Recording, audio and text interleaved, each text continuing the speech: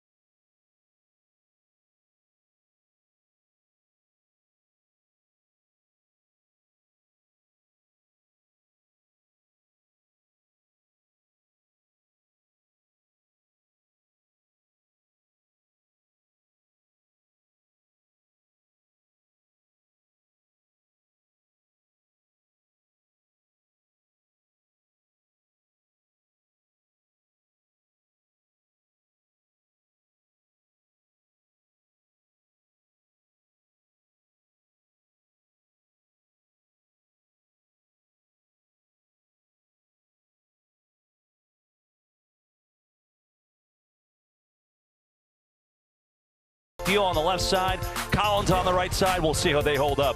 Kickoff coming up next.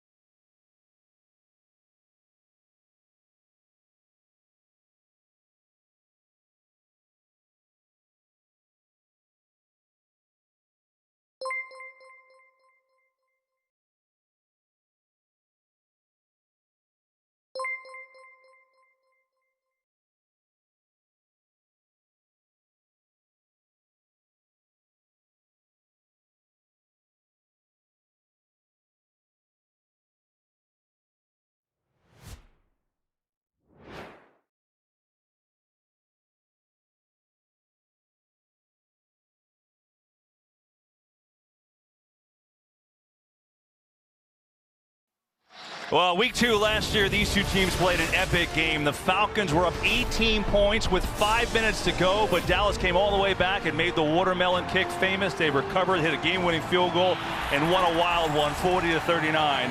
What does the rematch have in store? Well, for one thing, Dan Quinn coached that Falcons team, took them to a Super Bowl there 5+ years. Now the defensive coordinator for these Cowboys, who have won the toss. They've elected to receive. Place is loud. Let's rock and roll. From Arlington, Texas, it's Week 10, the NFL on Fox. Younghoe Koo will kick it off, and here we go. Pollard going to take it out from his own end zone. And up across the 20, across the 25 as we go downstairs to Pam Oliver. The Dallas Cowboys are out to prove that last week's Denver debacle was an aberration. I spoke to Zeke Elliott. He said that team that showed up last Sunday was not us. Dak Prescott agreed with that. He took it a little further. He told me that that 6-game win streak may have put them in a position of getting a little ahead of themselves. He said we truly needed a punch to the face. Oh, they got that punch to the face, fam. Now we'll see how they respond. They start by running the football, and not much there, as Grady Jarrett is right there against Dallas. So we'll see, as Pam said, how they respond. And, you know, Dak Prescott, you go back to that game against Atlanta, he was unbelievable in that comeback. 450 yards passing, 3 rushing touchdowns. But again, the offensive line without Tyron Smith today.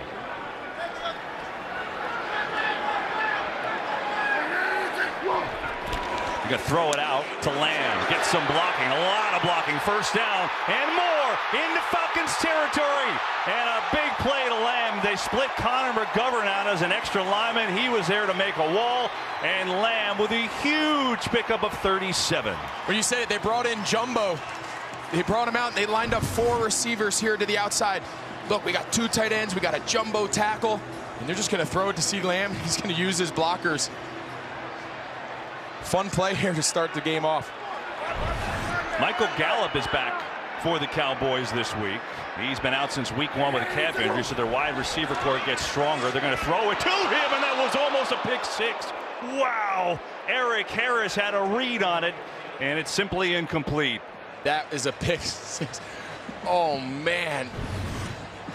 He knew that was coming, Eric Harris. He sat and drove. Wow, Dak escaped one there.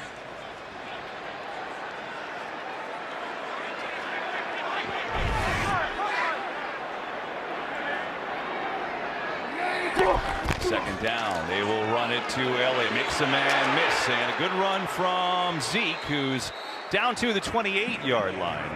As you look at this defense for Atlanta, and Greg, they've struggled in a lot of areas, but they're kind of hanging in, and they've played okay in this 4-2 stretch. They have, and that's going to be the key for them today, right? You've seen that Dallas is getting down there towards the red zone. They've got to win these 3rd down battles. They've got to win the red zone trips, hold them to some field goal attempts. We saw Denver have some luck last week, forcing those 2 4th down conversions to fail. Atlanta's got to follow that formula a little bit this week. And Dante Fowler is back for Atlanta this week. He had been hurt last 3 games with a knee. Number 6 on the rush. Prescott back to throw, firing far side, and it's complete for a first down. There is Gallup, his first catch since week 1, out with the calf. Welcome him back to Dallas. And everybody you talk to, you're going to see him here. He's got press coverage. A.J. Terrell has really had a good season. Hasn't had any picks yet, but he's always contesting the catches. John Hoke, the Atlanta defensive backs coach, said at some point when we get our hands on the ball, they've got to be turnovers. They're looking for, you know, to increase their turnovers a little bit, especially the interceptions. But Michael Gallup coming back, he just brings them such a speed element. Great addition to this offense. That's Pollard in the game. They're going to give it to him on the speed sweep, trying to get to the outside, but Waters with a nice play to run out with him and contain him to a gain of about 4. When you talk to everyone around Dallas, the one element that they feel like Gallup really brings is that downfield threat. You know, CeeDee Lamb and Amari Cooper, they're great route runners. They catch the ball well, but they need that guy to just take the top off and run and put some threat into the defensive secondary. They are fired up to have Gallup back this week. Yeah. Said 25 to 30 plays today. Still want to kind of keep an eye on with that calf injury, so we'll see. Out there, as you see, not on the field right now on 2nd down. Prescott going to get it to Lamb Lamb, and again, that one was way high. And it could have been dangerous with Moreau near on the coverage. Well, the Cowboys' first 3 home games of the year were incredible. 40 points a game, 443 total yards. And look at last week. This is late in the fourth quarter. And then there were some garbage time yards and a couple of touchdowns. See, again, this is 6:32 left in the game. I mean, they got shut down in that game against Denver. So a big 3rd and 6 early for their psyche.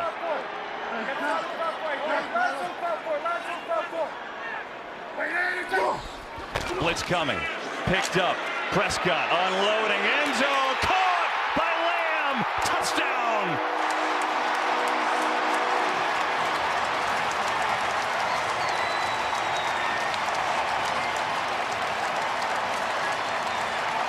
We said before, I mean, just a really good route. You're going to see CeeDee Lamb here. He's going to release. He's going to get Fabian Moreau. Once he gets that leverage, KB, where the defender's inside and he knows he's going to run away to the pylon, now it takes a good throw to take him to the boundary, uses his body to go up and get it. Good play design. We said it earlier. He's such a good route runner. Amari Cooper's a great route runner. Much better start this week than last week. New kicker Liram Hajrullahu, first kick in the NFL. Extra point is up and good. Greg Zuerlein on the COVID list, so they signed Hajrullahu this week. And he gets the extra point up and through. But this on the opener for Dallas makes him feel a little bit better about last week.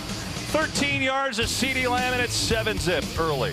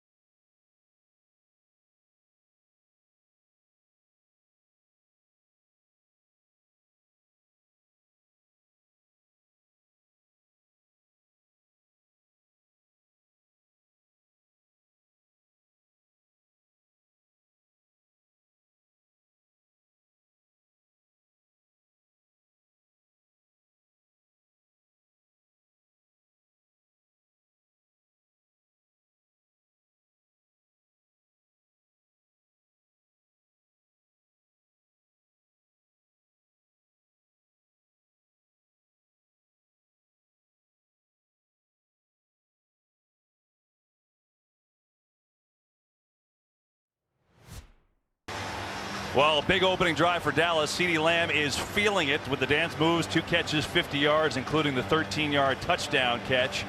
And for Dak Prescott and the Cowboys, you heard Pam Oliver talk about how they're going to respond. Well, that's a pretty good start after getting stymied by the Broncos last week. So now we'll see the Falcons and their turn on offense. They'll start it from the 25-yard line. How did that play work, Greg? Well, CeeDee Lamb's the one over there dancing on the bench. But keep your eye on Ezekiel Elliott and Deion Jones on this pressure off the left side. Watch Ezekiel Elliott come over. Bang! I mean, there's been a lot of talk around here about he's in great shape and Zeke's running hard. His pass protection goes so unnoticed. And this is quarterback at a high level, Kev. He's moving the point to make sure that the linemen cover the bigs. It keeps the back on the linebacker off the edge. He knows he has time. Waits for CeeDee Lamb to win his route. That's just high-level offense all around. Now let's see if Atlanta can answer. Ryan back has protection, throws to Kyle Pitts, who's got a big first reception and a large game. He's got 17 yards on first down, and he beat Diggs on the coverage. Well, this is something we've seen now. Take a look here, Pitts. That's one of the top corners in the league. We've seen this over the last few weeks. A lot of defenses are going to treat Kyle Pitts as a receiver, and with Calvin Ridley not out, don't be surprised to see a good amount of time today Dallas feel they got to put their best corner on Kyle Pitts. Kyle Pitts has had a terrific rookie year so far. Good way to start it. Here's Davis, has some room left side, and Parsons going to bring him down, but not before a 6-yard gain.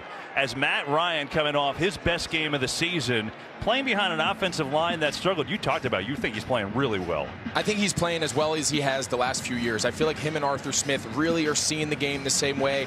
I think they're playing to the strengths of their players, protecting the O-line a little bit, highlighting Cordero Patterson, highlighting Kyle Pitts, and then Matt Ryan's who makes it all go. Look at all this movement. They go from empty backfield. Now Patterson comes back. Fake to him.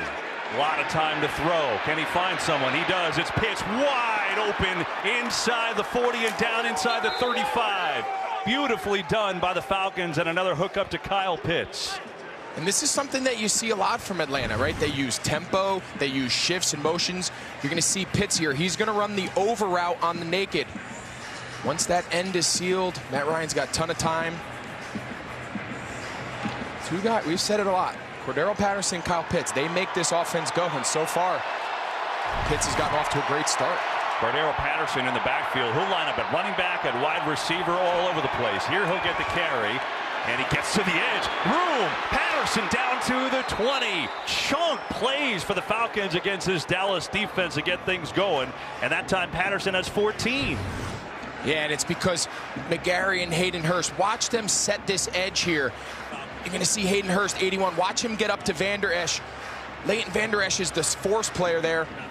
Hayden Hurst about knocks him out of bounds. Hayden Hurst has had 3 really good blocks. And look, he's acknowledging the fans at home. There you go. Caleb McGarry, the right tackle. Hayden Hurst, tight end.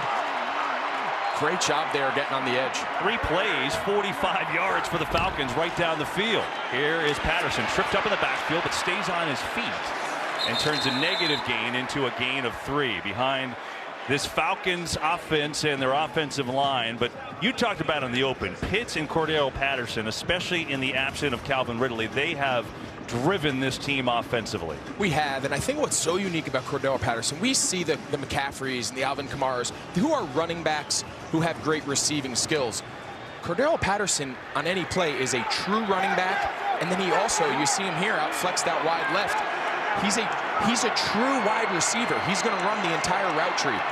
There's not very many, if any, guys in the league playing that role.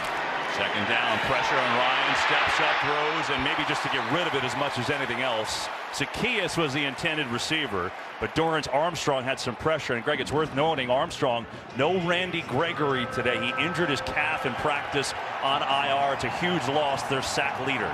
It's a huge loss. I mean, Randy Gregory is who's made DeMarcus Lawrence's absence not feel quite as big, and losing him in practice is brutal. But they're going to need Dorrance Armstrong. They're going to need Terrell Basham. They're going to need some of these guys to cumulatively fill in for that role that Randy Gregory would have.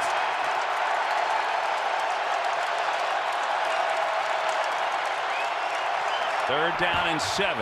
Pressure up the middle. Ryan delivers, and is it caught by Gage? It is!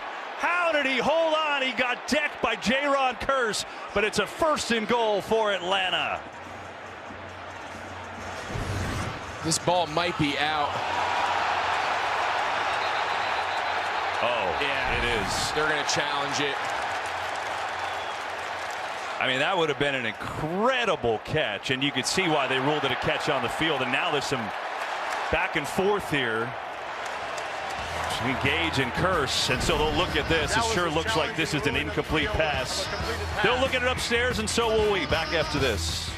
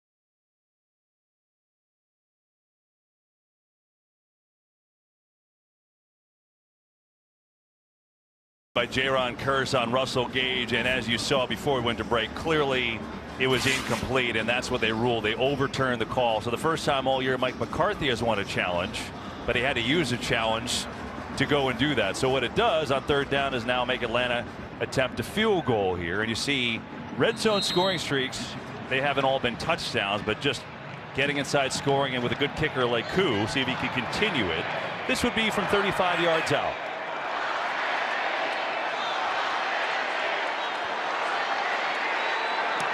And Koo drills it through. So the Falcons answer with a field goal after a nice drive of their own, make it 7-3 in this first quarter. So on that drive, we mentioned Cordero Patterson, saw him involved. Why don't you show the viewers exactly what he does so well for this Atlanta O? Yeah, we've seen him over his career. He's kind of been a gadget guy, right? We've seen him return kickoffs. We've seen him play a little receiver, but he's just such a unique player in the fact that you can line him up wide as a wide receiver and run true routes. You see him run posts. Last week, he wins the game with the big go ball down the sideline. And then on the next play, he's lining up at up back, getting inside zone, getting outside zone. You can see his touches over the years have really evolved. They've really come a long way. This is really the first staff that has really figured out how to use him. We got a unique talent. You see his touches right here. That's a startling number. I mean, that's the thing, right? He's getting the opportunity. So you talk about all these roles. He never had those roles. They would get him a touch here, a touch there, but he was mostly a kick returner. And obviously we saw him on that first drive with a couple carries and moving all over the formation. By the way, he also returns kicks and covers kicks. So there you go. 7-3. Good start to this one from Arlington. Pollard took out the first one. We'll let this one go over his head. And so Dak Prescott, after a nice opening drive, will come on for second drive for these Cowboys. Got Lamb involved early. So Gallup back in action with a catch as well.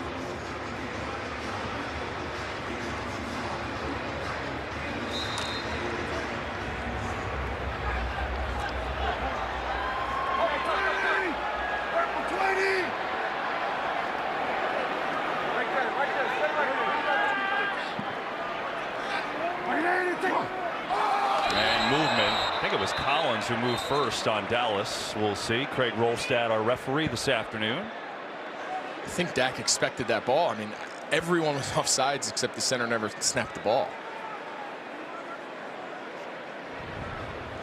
Ball start. Offense. Number 71. 5-yard penalty. First down. I mean, take a look here. Dak's pulling out from under center. He's expecting to have that ball. He took the ball right off the chest. All right, so a little discombobulated, moves him back 5 yards. 20! 20!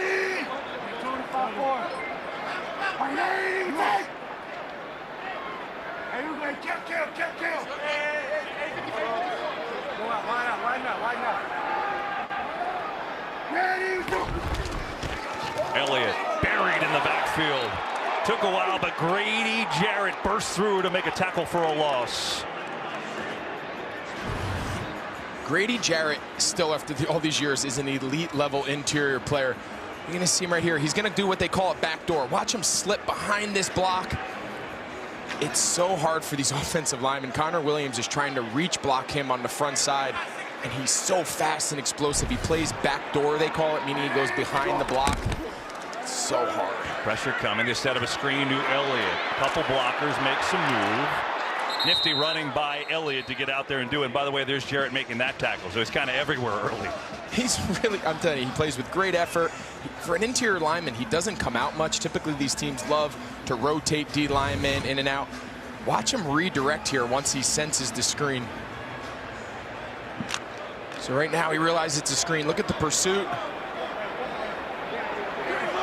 Two-time Pro Bowler in his 7th year now for Atlanta. 3rd and 13 for the Cowboys.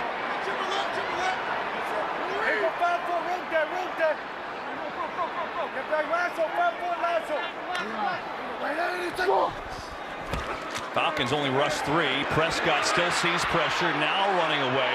Can't find anyone. Going to dump it to Pollard, who drops it. And realistically, I don't think he was going to get the first down anyway, and Dallas will have to punt it away. Yeah, nice job there. Dean Pease on third and real long. You mentioned it. They had 5 guys up looking like they were going to pressure, and then on the snap, 2 of them dropped. They only brought 3. There was nowhere to go with the ball.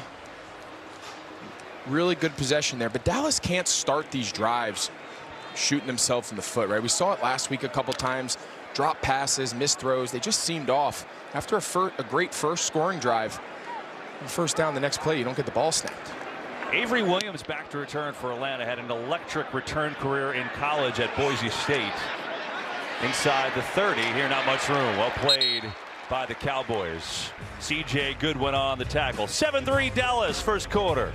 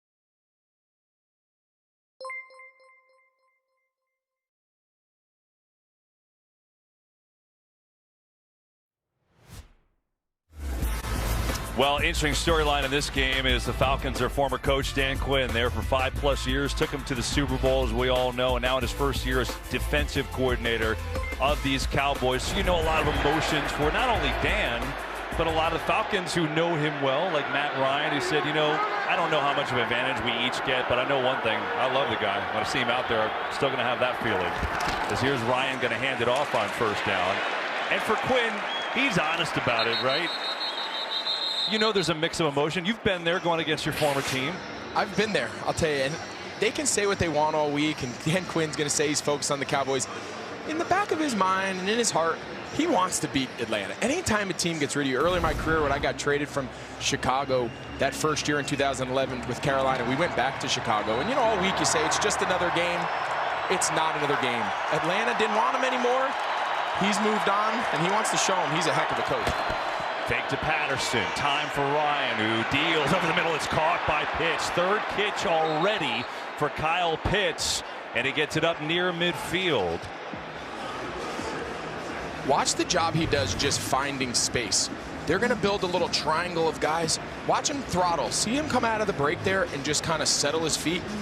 That's a very unique trait for a young route runner. Typically, young guys come into league who are fast and say, I'm just going to run 4-5 all over the field. It's zone. Never leave an empty zone to go to a covered zone. That's really good level route running there by a young guy. Ryan over the middle again, and it's another contested catch by Patterson in traffic. He's got it for a first down, down to the 35. We've got our first game break this afternoon. Let's say hi to Carissa Thompson. Hello, Kevin. The winless Lions in Pittsburgh. No Ben Roethlisberger for the Steelers. Mason Rudolph connects with his former Oklahoma State teammate James Washington for this 9-yard score. 7-0 Pittsburgh. Chris, I don't know. I felt like a little Hello Newman vibe there. You know, I kind of like it. We'll have to check back next time we go to her. Here's Patterson on the ground. After making that catch, he gets it on the ground, and he's going to pick up 3. There's the versatility you're talking about. It's the perfect illustration. The play before, they got 2 backs. Mike Davis is the traditional halfback role, and Cordero Patterson's flexed out wide on the right and runs a curl route, makes a big contested catch. They take Mike Davis out, and now Cordero Patterson's getting a handoff. And you can't stress enough just how difficult mentally and physically it is to do what he's been asked to do this year. You asked him, what position are you? He said, whatever they need me to be. Boy, is that true. Out of the game now. Pitts in motion.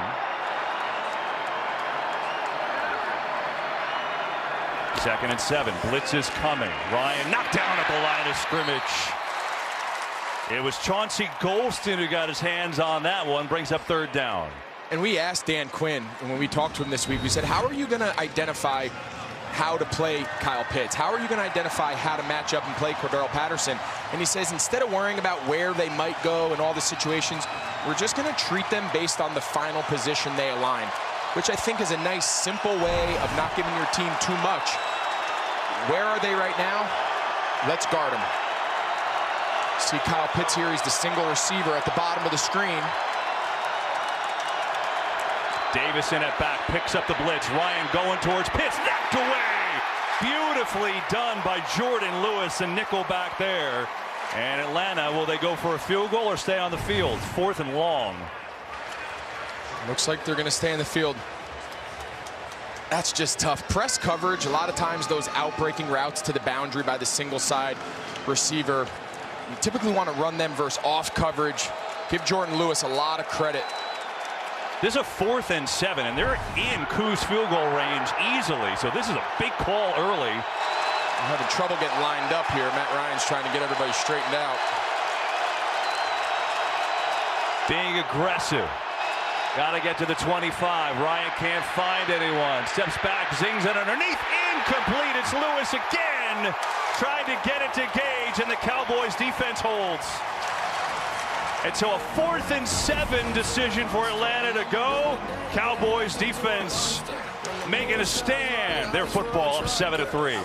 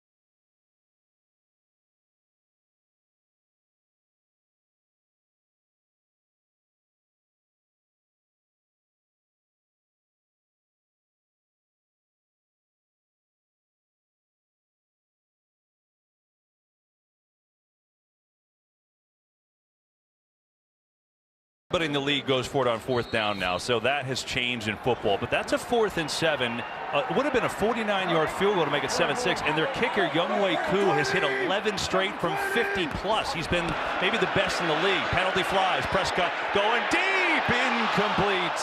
He had Lamb, really had it in his hands, but he couldn't hang on. But Greg, that decision to me was fascinating with a kicker who's been great. Yeah, and you hit it. It's kind of in vogue right now throughout the league. People want to be aggressive. Offside. Defense number 94. It's a 5-yard penalty. Replay. 1st down. You just don't traditionally see it from 4th and 7. What less than a 50-yard field goal, by no means a gimme.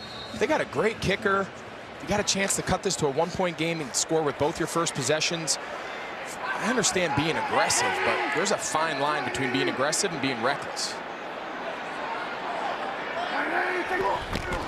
Pollard in, fake to him. Prescott just going to dump it out to Pollard now, who stays on his feet up across the 45. The only thing I could think of is, Dallas, even though last week they were not very good, you figure you're going to have to score high 30s to win this game. That's the thought, I'm guessing. Absolutely, and I think that's the reason you see those numbers in the NFL trend, right? It's become such an NFL offensive-driven league, the NFL that is. So I think teams, especially the underdog, feels they need to chase a certain number. But like we said, 4th and 7 is typically not one of those situations that you factor in. Hand it off here. Pollard trying to sneak through on a 1st down, and he does a good job to pick up 4. You saw they were taping Cordero Patterson's ankle. They've done that twice now, so we'll keep tabs on that. Obviously, Atlanta needs him.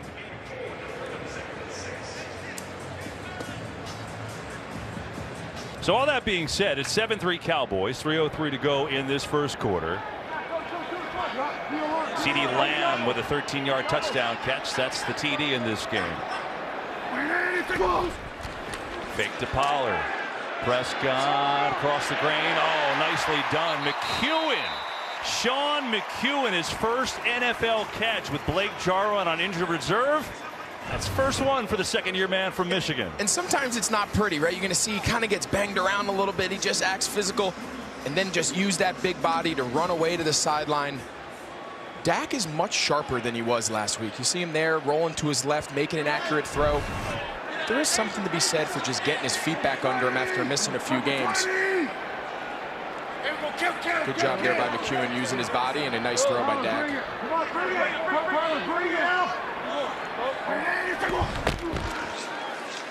Near side Pollard. Deion Jones stands him up after a short game. Well, there's still time. Fox Super 6 is giving you a chance at $100,000 at Terry Bradshaw's money. Free to play. Enter now. Pick 6 outcomes from today's game for your chance at $100,000. Scan the QR code, download the app, and play for free. Back in Arlington, along with Pam Oliver, Greg Olson, our entire NFL on Fox team. I'm Kevin Burkhardt. 7-3 Cowboys late in the 1st. Atlanta just went for it on 4th and 7, so Dallas on the ensuing drive, and Pollard is stopped way short. Tyler Davison came on in, and it helped from Aluakon. It'll bring up a 3rd and long. The move Davison just used is the exact move we talked about before with Grady Jarrett.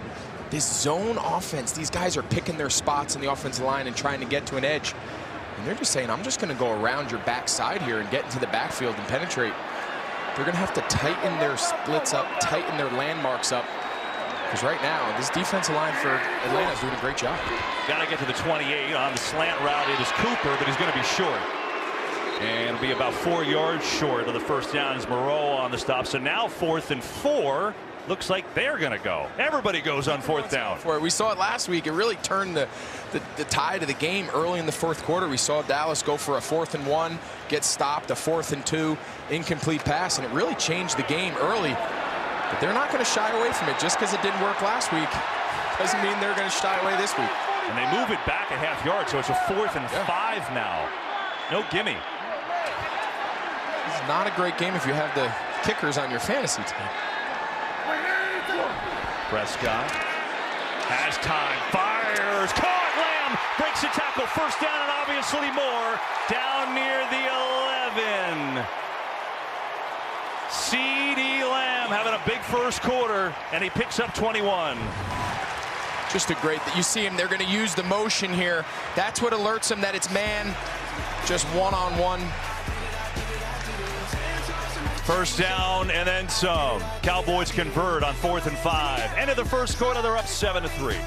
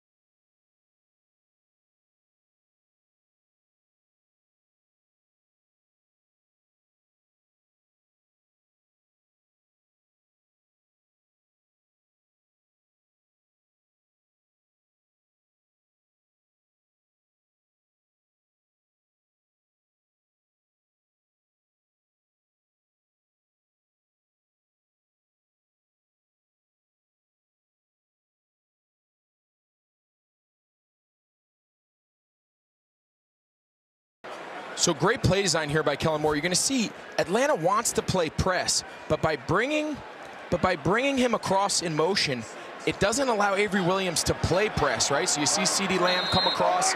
Now he can run this route versus off coverage. Avery Williams, the rookie, has no chance of staying with CeeDee Lamb in that case. Connor McGovern on the backfield as a fullback. They give it to Elliott. His first play of this drive, it's been all Tony Pollard, and he picks up a short game. Interesting to note, McGovern checked in as eligible there, so you wonder late in the game if they got something in for him. As now kind of a line change, they go to the 3 receiver package. First quarter numbers, a lot of action in that first quarter. I mean, the big story so far, Atlanta goes for it on 4th and 7. They're stopped. Dallas goes on 4th and 5. They get it, and they still have it on this drive.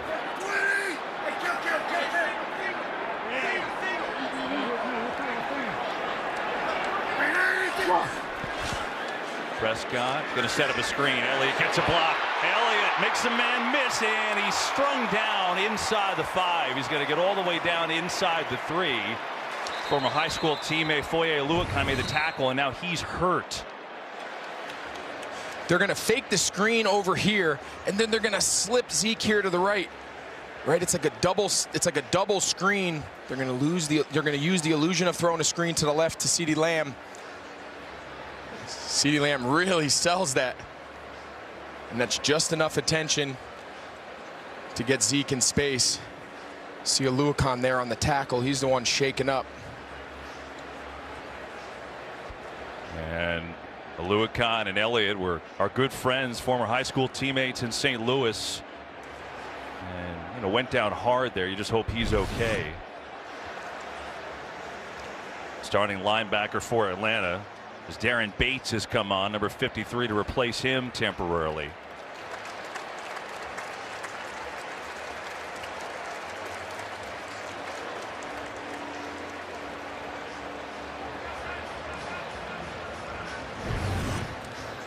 Take a look here and see if we can see what happened. Oh yeah, you see his left ankle. He tried to plant his leg to tackle Ezekiel Elliott. His left ankle kind of rolled. There's a 3rd down and 1. Connor McGovern in again at fullback. Hard to miss him. They'll run it behind them. Elliott surging forward, and he's got a first down, not in the end zone, but it'll be first and goal from the 1. You mentioned it, McGovern, they love bringing him in as the jumbo, and they don't always put him on the line of scrimmage.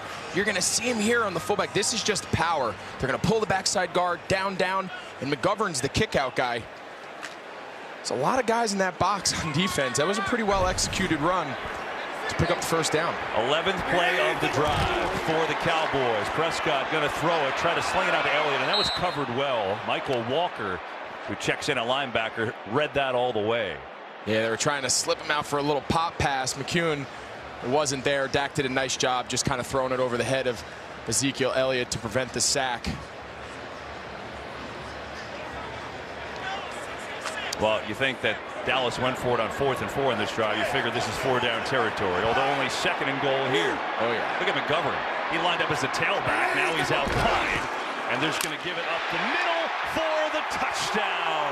Elliott for Dallas.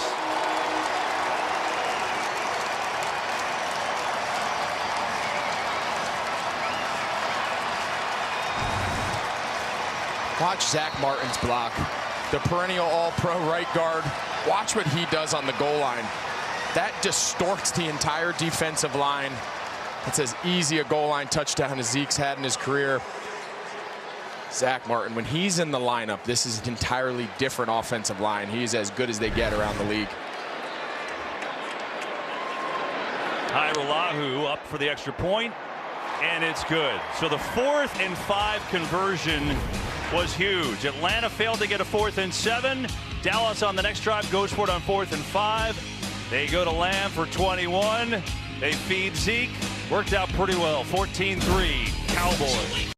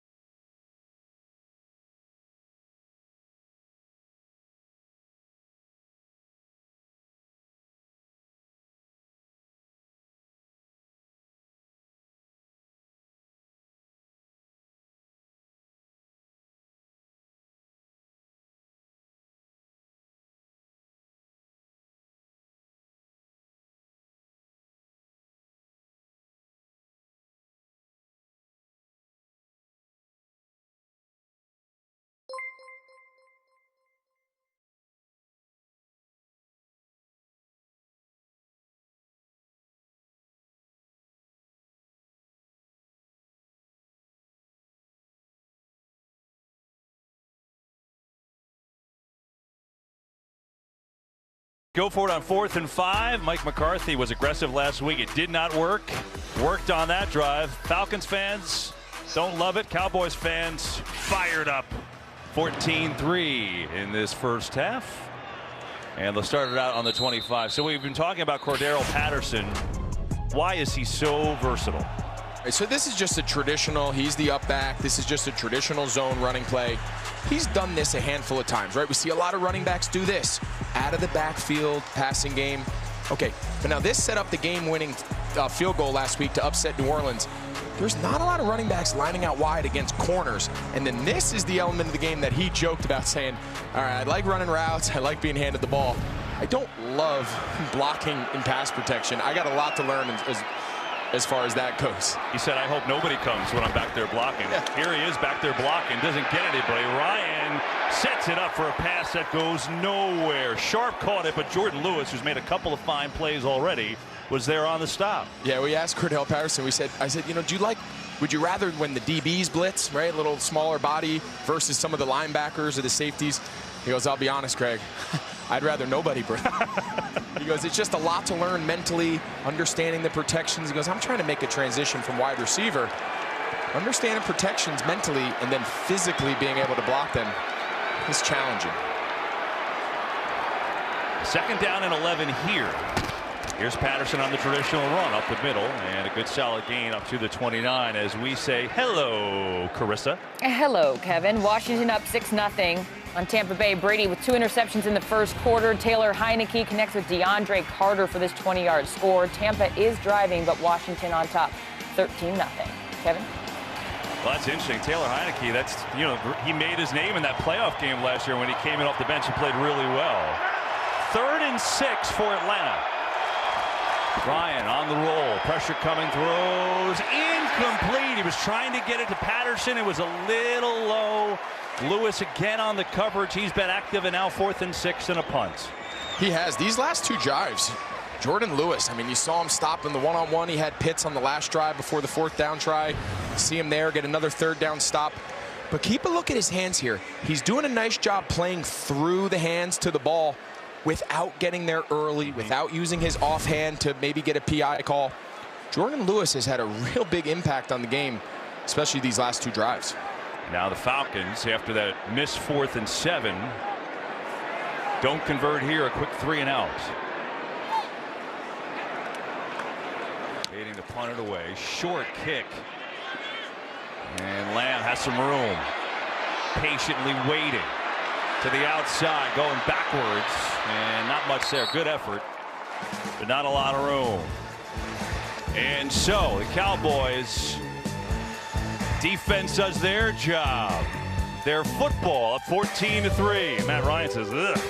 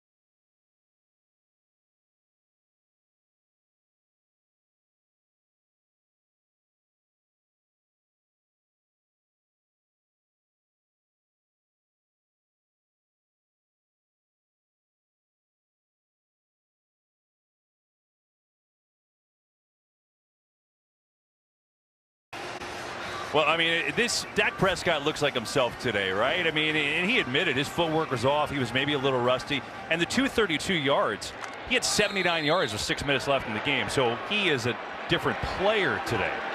Looks back to being Dak, if you will. Oluokun, that's his ankle, back on the field for the Falcons, number 54. Good news for them.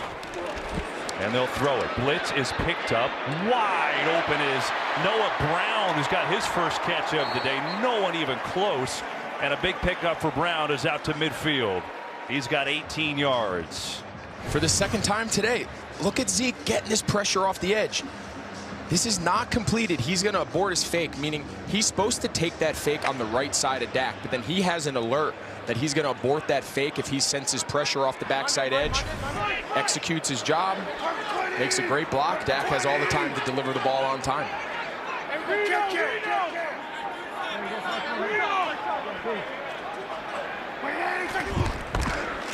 Elliott, left side, skirts through and diving forward for nearly 9 yards is Ezekiel Elliott.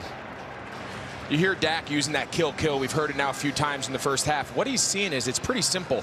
Anytime Atlanta comes out and they have a pass called initially, and they have those real deep, too high safeties, you're going to see them go kill.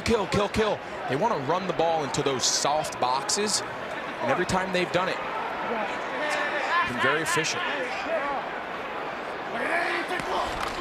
Pollard will run it this time. He's got a first down where he still goes now. Ran into Deion Jones, but he got a big surge inside the 35. And he picked up 8 yards. Got a little help from Terrence Steele, too. Well, you talked about it, Greg, last week early in the game. You know, Denver obviously played great. But, you know, the reason why Dallas offense is so good is because they literally can do whatever they want. There's not a lot of teams that can be as effective either running. I mean, they could throw for 500. They could run for 200. Right now, they're in a groove. Pollard. Not much. Yeah, that's what made last week so surprising. I think we sat up here and the third quarter was almost done. They hadn't scored a point, and they just looked off. Dak looked off, dropping a lot of passes, just a lot of uncharacteristic mistakes out of what a week ago was being considered a historically good offense. This is a lot more like what we typically have seen from them over the course of the year. The offensive line looks a little more settled in. You mentioned Steele filling in on the left side for Tyron Smith. They just look a lot more comfortable today than they did last week. See another kill. See if this time they stick with it or they have some sort of play out. Yep. Second down. Pressure coming. Prescott lofting it. Incomplete. Cooper, the nearest Cowboy there, but really not much choice. Bring up a 3rd and long. Yeah, so the kills are interesting. So sometimes they're run pass kills, but also sometimes they're zone man called, right? So it's a pass coming out of the huddle, and if it's a zone, I got to kill it. If it's man, I stick with it. So it's really, when you have a quarterback like Dak who can see the field so well, both pre and post snap, it gives Kellen Moore and this offensive staff a ton of flexibility. By the time the ball is snapped, Dallas is typically in the right play. I know it's the second quarter, but this feels like a big 3rd down for Atlanta's defense. 3rd and 8. They come with a blitz again. Prescott gets rid of it quickly. Lamb makes a move, but he's short by 2 yards. At the 25, they've got a new field goal kicker. Do they go for it again on 4th down? We'll see. Watch Oluokun here. He's going to fake like he's not going to blitz. He did this a few times last week. He's looking, and then he's going to come. We used to call that a coffee house blitz, right? We're going to lull him to sleep. He's going to bail like he's dropping, and then he's going to pull the trigger late. That's something Dean Pease really likes, and it sets up another 4th down.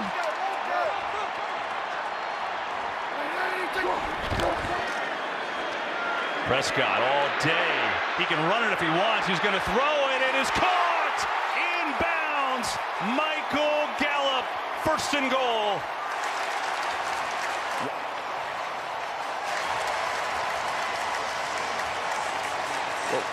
Michael Gallup has made his presence felt. This is not his route. He's going to run a double post, him and CeeDee Lamb. He sees Dak scramble, and he's just going to play to the boundary and be friendly with his quarterback. It's a guy who has a great feel, gets both feet in. Dallas is in a little hurry up here, but his feet were clearly in. That's no doubt a catch. Elliott is a single back. Give it to him, and he's in. Touchdown, Dallas. Dallas.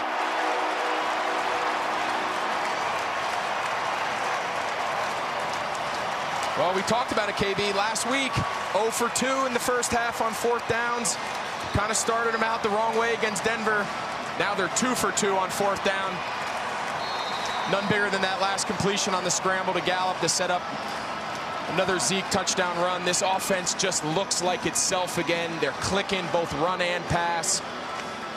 And when they're feeling it, they are as good as it gets around the NFL. Up to 206 yards on the day. 2 touchdowns for Ezekiel Elliott. His 6th and 7th rushing touchdowns on the year. But 4th downs have been the story of the game. Prescott had all day. Beautiful pass to Michael Gallup, set it up, and then Elliott punched it home. Dallas is 2 for 2 on 4th downs. Atlanta missed their 4th down. It's 21-3.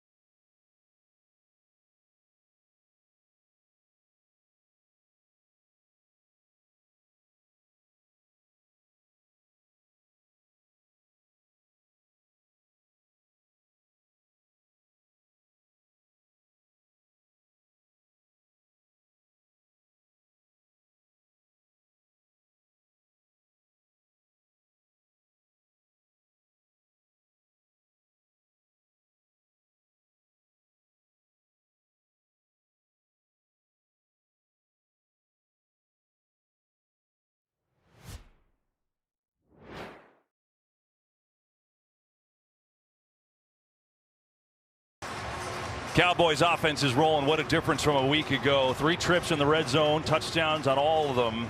And Ezekiel Elliott with 2 TD runs of 1 yard and 2 yard. He's now got 7 on the year. Prescott has been sharp. And it's 21-3 Dallas. But again, 4th down, the big play, Greg. Why did it work? Yeah, so the original routes that Gallup and CeeDee Lamb are going to run, they're just going to run like a double post. But for some reason, Dante Fowler, you're going to see him right here, he's just going to run inside of Terrence Steele. Now look what this does. Now Dak has this ability now to flush out left. Gallup looks back. That's just scramble drill coming back to the ball.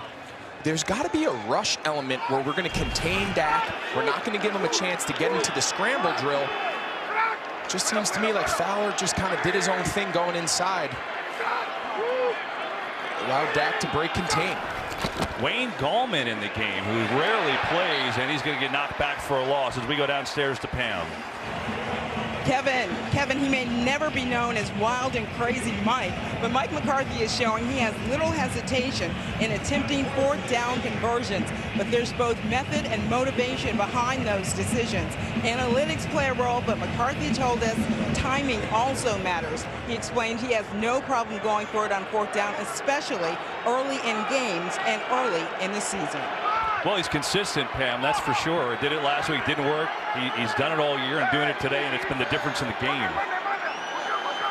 Mike Davis back in a running back. 2nd and 13. Here is Davis, and there's not much there.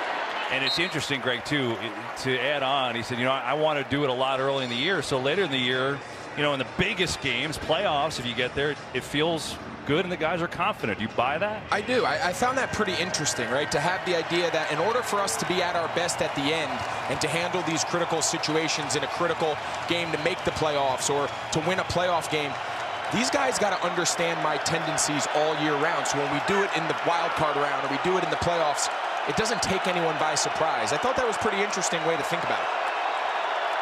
Meanwhile, 3rd and 9 for the Falcons. 4-man rush, pressure right up the middle, and Matt Ryan is dropped. Dorrance Armstrong, his first of the year.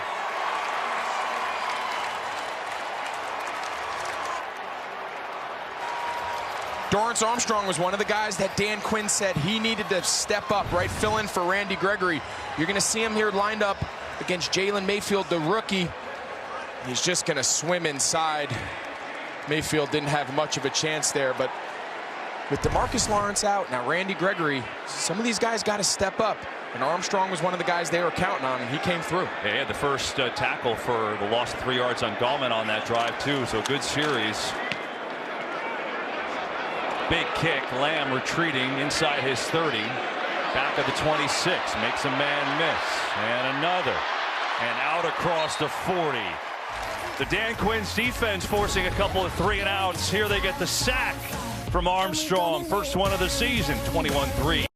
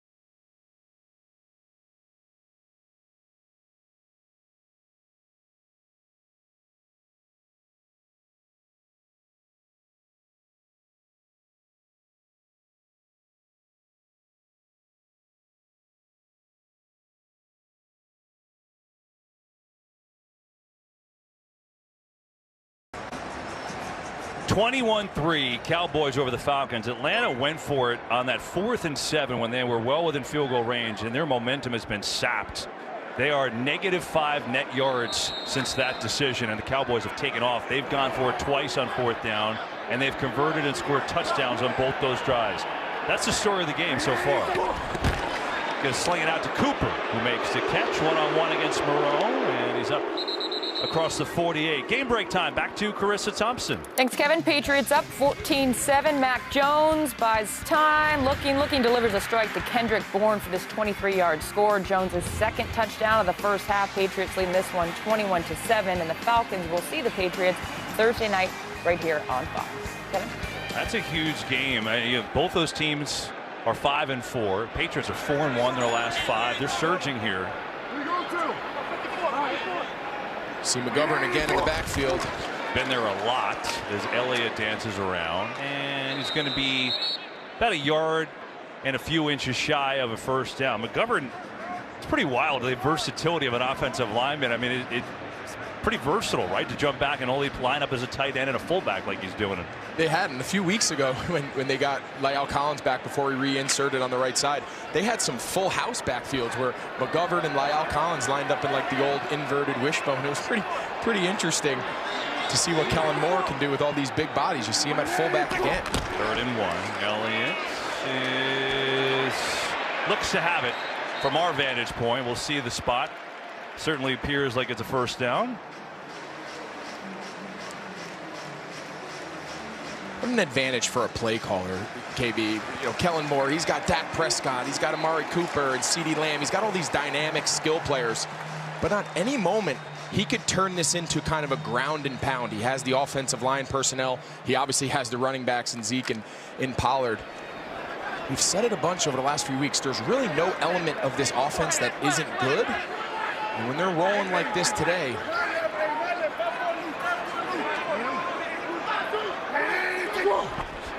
it's only a 3-man rush. Prescott just gets it out to Elliott, who's by himself. And Elliott has a short game for Harris, knocked him out.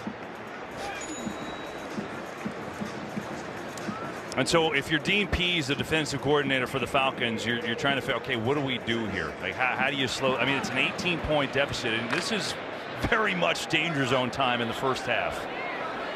Yeah, and it's too early to really just overcommit to stopping the run, bring 8 guys into the box and kind of make your back end secondary susceptible. On a fake quick throw, Lamb breaks free, but then got tackled from behind by Fowler, but not before he picked up a first down. Lamb's had a big first half. It's already his 5th catch, and he's up to 85 yards. You just have so many guys to kind of hit you. And you were talking about Dean Pease. The dilemma he has coming into a game like this and now finding himself down so early, you don't want to overcommit and just start loading the box and saying, all right, we're not going to let him run down our throat. Because we don't really feel like we have the guys in the back end to just go toe-to-toe and match up for that man-to-man or one-on-one. So he's got to continue to mix his looks, continue to mix his pre- and post-snap coverages. Prescott fires a strike to Gallup on the slant. Boy, Prescott is on target here today as Terrell on the coverage, but not before Gallup got 9 more. See if they will let this go down to the 2-minute warning. Prescott now 16 of 21, 195 yards. It's 120 rating.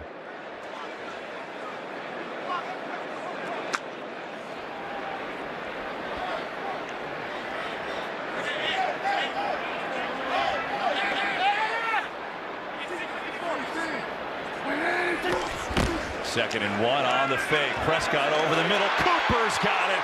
First down inside the 12.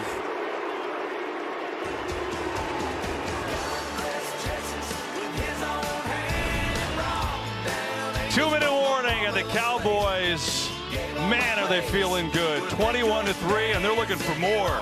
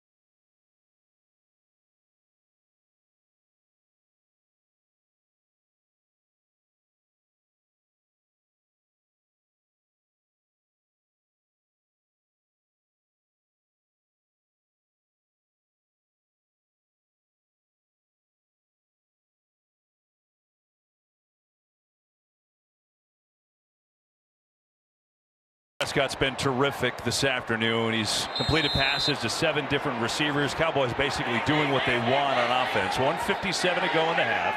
Pollard in the game now at tailback. On first down, they'll give it to him. Pollard tries to stretch out right. Falcons are ready for it that time, as Brandon Copeland was there first. He's the one that really blew the play up, and you got some dancing footballs here at Arlington. These guys are feeling pretty good. I kind of like it. You guys are killing it. You know, why not? Look, I'm not comparing it necessarily to last year, but the Cowboys were down 20 in last year's game. Now they're up 18. Now they change the play. Elliott comes back in the backfield. Time of possession dominant by Dallas. Elliott has it. Stutter step up the middle. And then Avery Williams came up, the rookie from the corner spot, to make a tackle, and we've got a timeout. Why don't we check in with Kurt Menefee? Coming up on the Verizon Halftime, we'll take you through all of today's early action, including the Saints taking on Tennessee. What's going on back there? Don't worry, Kurt. I'll have you ready for halftime. Having a little problem with my balancing on my boom thing. Watch my doodle. It's all coming up on the Verizon Halftime. Maybe a translation, too. Well, that's why we talk and don't touch anything, because we would mess it up. Are you kidding? That was awesome. Very good. 3rd and 7, 1:15 to go. Falcons use that timeout there. So look, ideal scenario for them. They hold to a field goal and go down and get some kind of score. And then they get the ball coming out, right? So they're going to try to steal a drive before the half, steal points, double dip, and score coming out for the 3rd quarter to try to make this thing at least a ball game. 3rd and 7. Blitz coming. Prescott in trouble. Lofting it to the corner. Lamb gets there. Touchdown.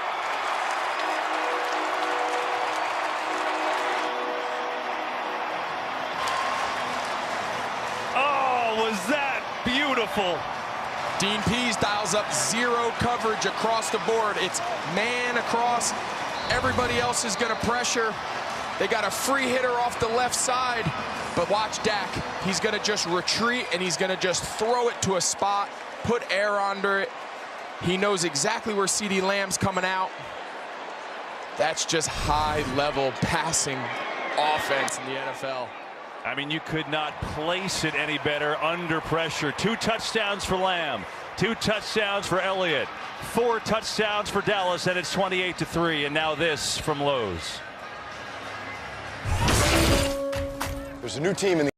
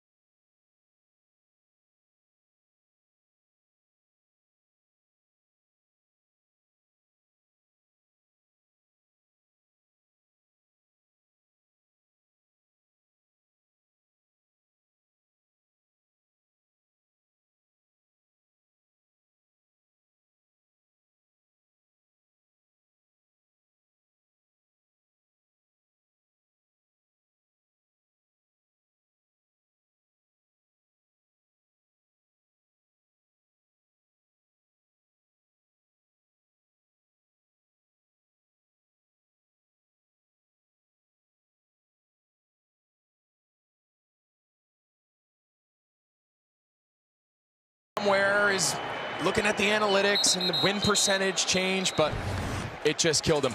Look at it's man, right across the board.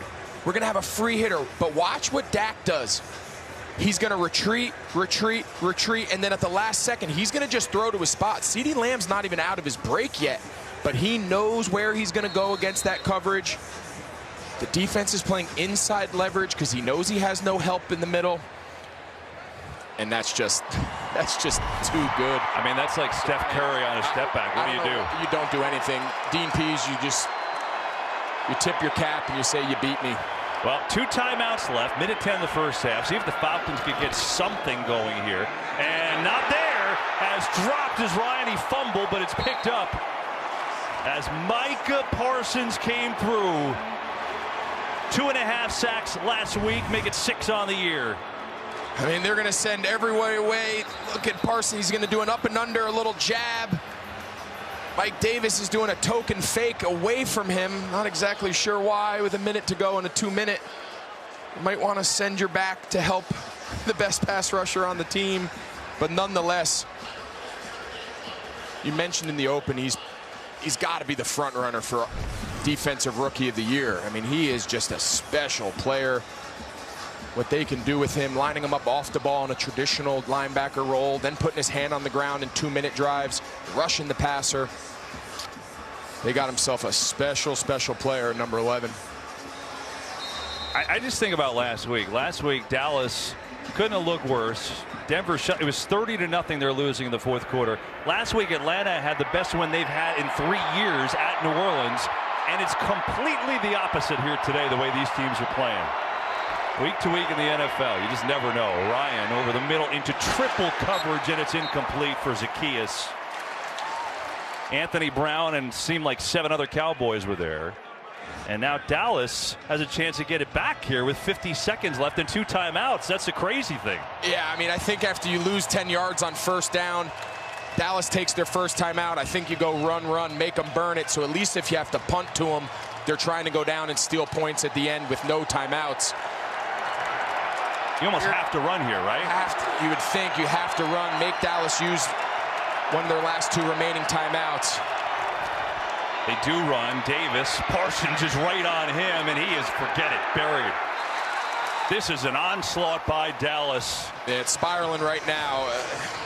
They need a huge punt here, and they need to get a stop. If they give up points here before the half. And they take their second timeout. As we remind you to start Saturday strong, big noon kickoff pregame live from Norman, Oklahoma at 10 a.m. Eastern. And then Caleb Williams in Oklahoma look to bounce back against Iowa State. Big noon Saturday game of the week, followed by the biggest crosstown rivalry in college football, UCLA and USC, all on Fox and the Fox Sports app. There's CeeDee Lamb back to return. Why not? There's kind of a dual philosophy as far as putting one of your premier players back at punt returner. A lot of people, and obviously Dallas feels this way, you're getting one of your best, most dynamic playmakers with the ball against what's typically tight ends, backup linebackers, and getting him the ball in space. And a block! It's loose!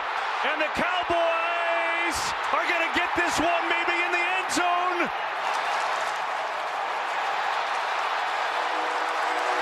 They got it! Still no signal for a touchdown, but it's got to be. And this place is losing its mind. Dorrance Armstrong. Wow.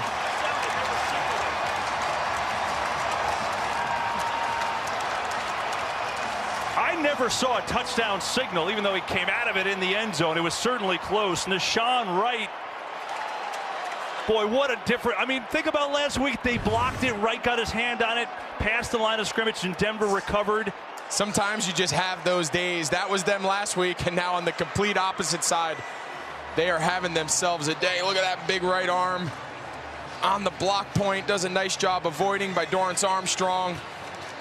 Yeah, then it just becomes a wrestling match in the end zone for the ball. Clearly in for the score. I mean, unbelievable. They get one last week with Diggs. It goes past the line. Wright hits it. Denver recovers, change the whole trajectory of the game. This time, punt block, Wright recovers for a touchdown, and we get a penalty. And by the way, it's 35-3 in the first half. Wow. Wow is right.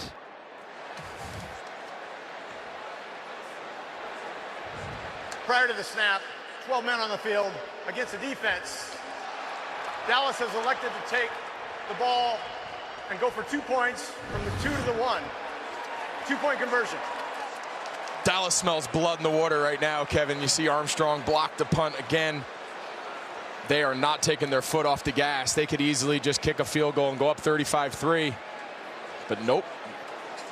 They're going to elect to take the penalty here, elect to go for 2, and just try to make a knockout shot if they haven't already. Wow. Oh, I think the uppercut's been landed. Remember, they've landed a few. Remember Pam Oliver started the broadcast saying how Dak Prescott said, you know, off that 6-game win streak, felt like maybe we needed enough punch to the face. Well, they've delivered the punch to the face the other way. They're going to go for two with Elliott. They're going to give it to him, and he's in for the two-point conversion.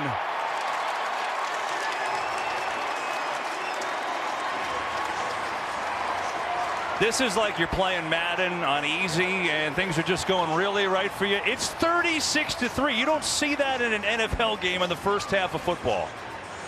This is one of those games when you're playing Madden when all of a sudden you hope if you hit the wrong button, like the controller turns off or like the console turns off, player one has exited the game. That's kind of what you're hoping happens here. Wow. Talking about a tale of 2 weeks. I mean, it really is incredible. Dallas coming off their worst performance of the year by far, and have they responded? Well, look at the score.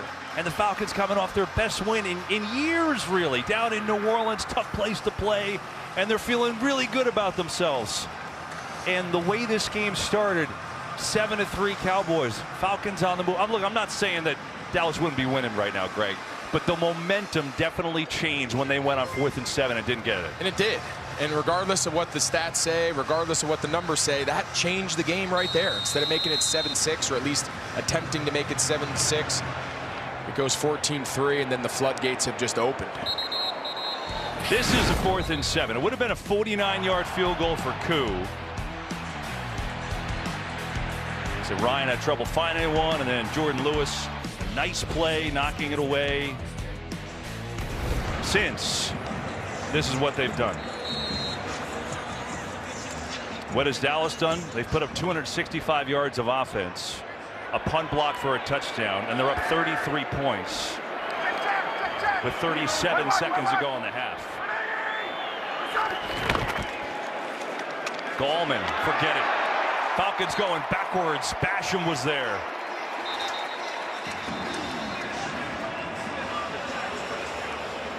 Dallas is not even they're not even close to conceding this half. They just took another timeout. Have another one remaining. I think Dan Quinn feels right about now. I think he's feeling pretty good about himself. You know, you talked about the tough week that Dallas had last week, but then on the contrary, Atlanta had a great week. I mean, we talked all week.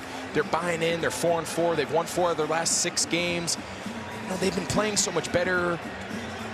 This has to be very disappointing for Arthur Smith. I mean, talking to Arthur Smith, you can see he's a really intelligent guy. He understands building a franchise, building an organization. He knew what he inherited. There was a little bit of a build-back idea, but I don't think anyone expected this coming off their big win last week against New Orleans. 2nd and 15, going to run and just hope that the half comes. In reality, you see Cowboys flying to the ball. You don't expect any NFL team to be up by 33 at the half against another NFL team. You just don't see it. I mean, it's what a response. Mike McCarthy has these guys ready to play. And Arthur Smith. Falcons are playing well. Remember, they were 4-2 their last 6, but they are getting absolutely waxed here in Arlington today. First half stats brought to you by State Farm. Dak Prescott back to being old. Dak Prescott after last week, rusty, sharp today. Matt Ryan off to a good start, but then the offense has gone quiet against this Dallas defense. It's all CeeDee Lamb and Dak Prescott and Ezekiel Elliott, and a rousing Cowboys first half up by 33. Verizon halftime show with Kurt and the guys up next.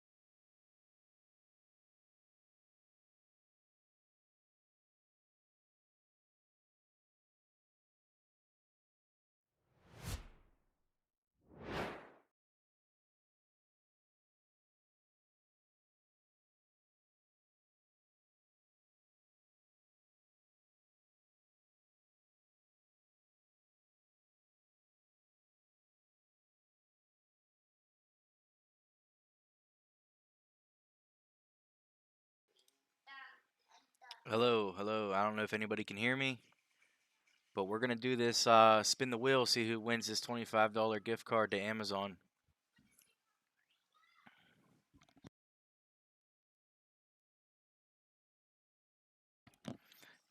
Here's all the names. This is everybody that submitted.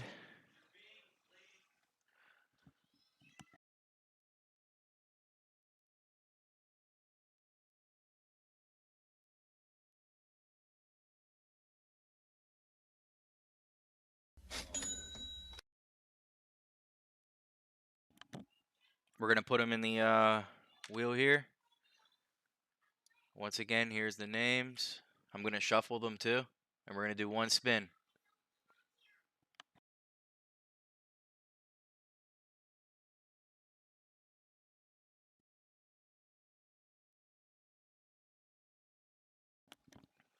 Zach, it's too late. Typically the giveaways end at kickoff. This one I ran a little later to get some extra people in. You just got to follow my page and you'll see links. You'll see the links to submit forms.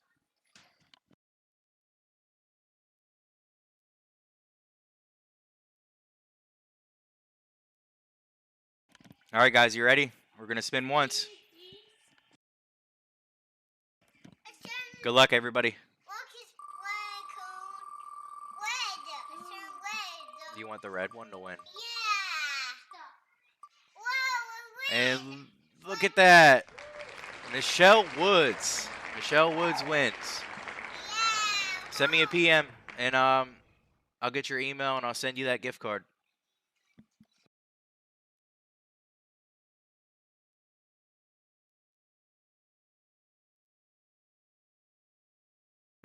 What a game today, guys. What a game.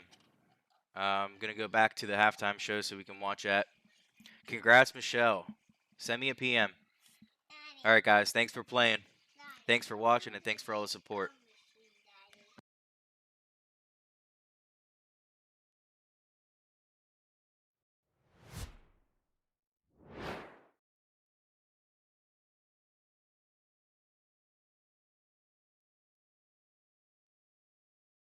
Of the visiting New Orleans Saints.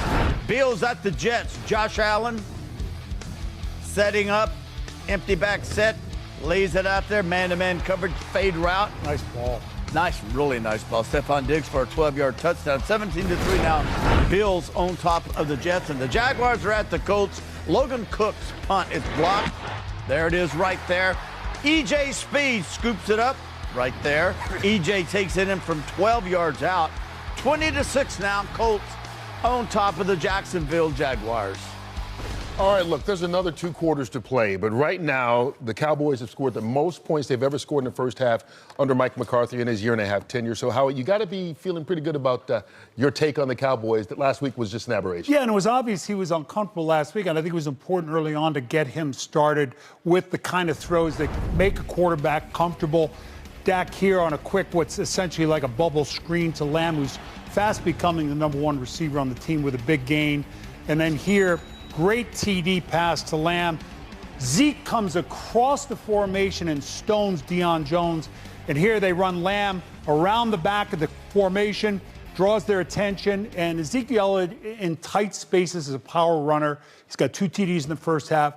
This is the Dallas Cowboy team we saw 3 weeks ago and early on in the season. It's not the team we saw last week. I mean, CeeDee Lamb has just been absolutely amazing. He's pretty much been unstoppable. But, you know, and he seemed to be Dak's guy of the day and just kind of throwing this ball up there. And he's the ball hawk. He just locates it and finds it. And defensively, Howie, I mean, they really turned it up defensively as well. And Dan Quinn, being that he was with Atlanta, he understands the weakness of the quarterback there in Atlanta, and that is to keep his feet moving. You make Matt move his feet, keep him off his spot. He's not good without throw him without setting his feet. Dan Quinn understood that and make sure that the touchdown pass that you saw Prescott throw, the last one to Lamb, that was against the all-out blitz. Nobody picked the blitzer up. It was between Prescott and the blitz guy, anticipated beautifully. What a difference. Yeah, 1 week. Last week to this week. CeeDee Lamb having a great time. Week he wasn't comfortable. He wasn't rushing comfortable. things. Lamb's got the 2 touchdowns, receiving 94 yards. And then on the sideline, even had time to look at that giant screen they've got there and celebrate himself celebrating. Not a bad move. Great smile for that kid and a great performance for the Cowboys in the first half. They are up by 33 points in the first half. 2 more quarters to go. The Atlanta Falcons, maybe they can come back and get them ready for Thursday Night Football, maybe. I mean, maybe Thursday night they'll be hosting New England. So if they don't win today, they'll have another chance in the next couple days. You got to sell it, Kurt. We're trying here. Hey, nothing has gone Atlanta's way in the first half, including the block punt for the touchdown Verizon play of the first half, which has been all Dallas so far.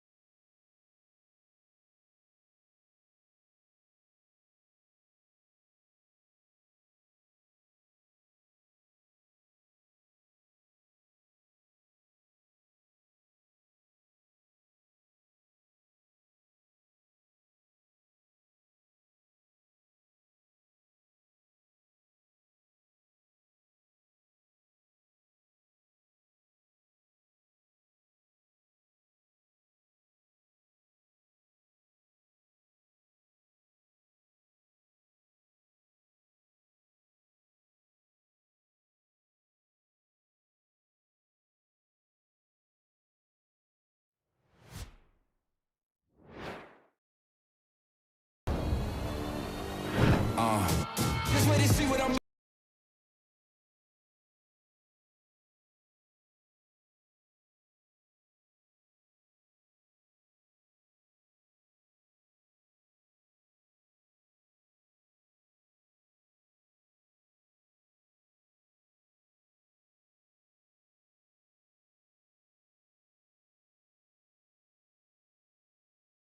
$36-3 as we get set to start this third quarter here from AT&T Stadium in Arlington. Good to see you. Pro Bowl tight end Greg Olsen is here, and I'm Kevin Burkhardt. I asked you at the very beginning of the broadcast, how does Dallas make sure that last week when they got beat up by Denver, how do they make sure it's only a one-week thing? Whatever they're doing, it's working. Whatever Mike McCarthy, the way he handled it, we talked in the open, we said, he's got to have a balance between moving on, putting it behind you, but also making the corrections from what it was an awful performance. Whatever balance he struck was perfect, because not only have they bounced back to play well, this is a historically good first half. 36 points at halftime. So whatever Mike McCarthy's message was all week, these Cowboys players heard it, they took it to heart, and the proof is on the field. Yeah, and Atlanta will get the ball first. Cowboys won the toss and took the ball to start. And so to see the Falcons start building any kind of momentum. Let's go down to the field with Pam Oliver. I asked Arthur Smith what he trusts the most about his team somehow battling back in this game. He said, I expect to see a lot of fight. That first half, he said, was embarrassing. And he said, it started with me, that 4th and 7. He doesn't regret it. He says, I was trying to get something going, given what the Cowboys can do on offense. Mike McCarthy is fond of saying, don't blink. He told me at half that pertains to finishing the game, and he also said that we're not going to let up. He does not want this dominance to wane. Well, so far, good start for Dallas as a throw intended for Gage is incomplete. And I hear what Pam's saying, right? You got to be convicted of your Arthur Smith. And I certainly get that. It's easy to play, armchair quarterback, right, Greg? But here are the facts. Since that field goal, since the 4th and 7 where they didn't go for it, Atlanta has -17 in net yards. Yeah, the game completely flipped upside down from that point on. And, would the score be quite as out of reach? Would they still be losing if they had 6 points first 3? Probably. Here's Pitts, who got off to that great start. And now comes to the near side, is going to pick up about 8 yards. Pitts had a few catches early, 3 for 52 the first 2 drives, and that's his first since then. And I think the biggest thing, you heard Pam reference it when she talked to Arthur Smith out of the half. This score is out of reach, right? It appears, barring some historic comeback here. But if you're Arthur Smith and you're implementing your system, your culture, you're trying to turn this Atlanta organization into your identity, this half is important. You're going to learn a lot about your team down 33. And find out what guys have bought in, what guys are here to continue to fight.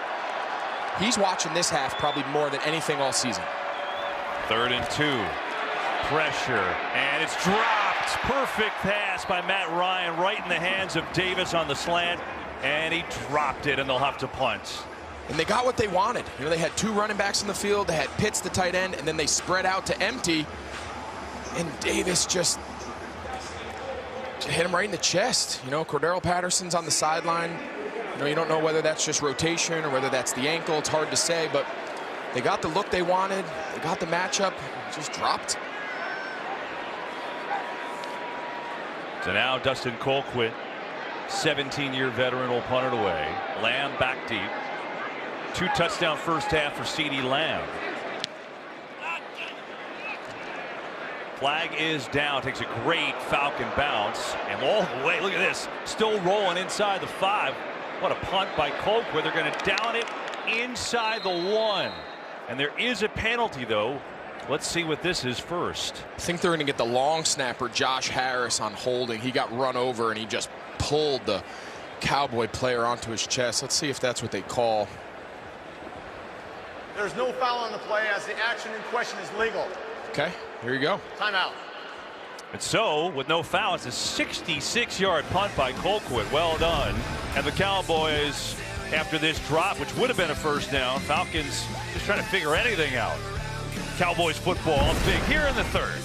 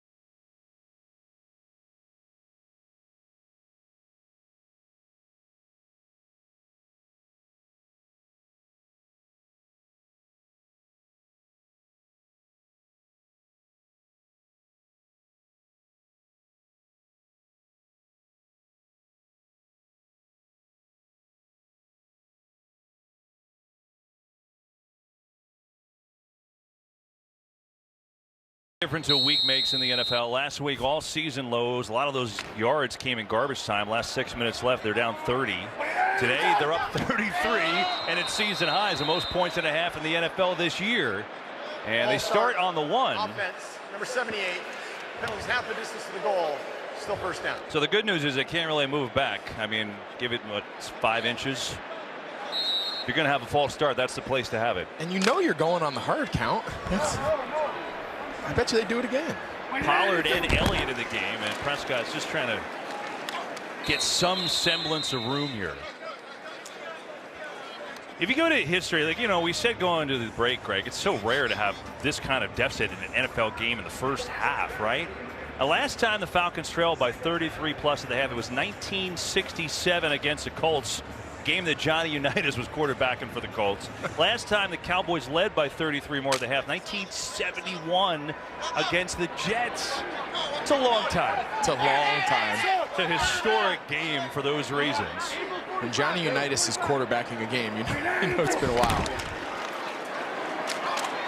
Greg, the good news for you as Elliott gets a carry on 2nd and long is, you know, as a rookie NFL broadcaster, we're testing you because you have had a blowout every single week. So we're really just seasoning you, showing, show you, how it feels. How do you do a blowout? Because then when the close games come, they're really fun. Yeah, the close games seem to handle themselves. At least that's what I've been told.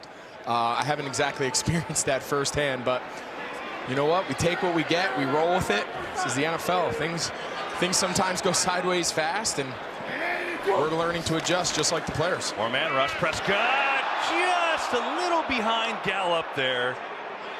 And the fans groan because everything's been going so well, but the Falcons will force a punt. Yeah, it's probably the first mistake they've made. You said it, the ball's a little behind them, but that's a catch 9.5 times out of 10. You can see Gallup, he knows that. Got to make that catch. He's had such a great debut. He's made some big catches. His presence has been felt. It's one of those he'll carry forward. Now Anger to punt it away from his own end zone. Big time punt. Williams looks to get outside, and he's tripped up. Good win. It was a special teams demon, made another tackle. There's a penalty flag, though. It's way back at the 2-yard line. And so we'll see what this is. I was going to say the only good thing about broadcasting for you is all the Cowboys fans who hated us last week now think we're all right this week. During the kick, holding, return team number 15. That's a 10-yard penalty from the end of the kick. It'll be first down. Timeout. 15, that's Felipe Franks, the 3rd-string quarterback. All right, well, today anything goes apparently. Falcons football down 33.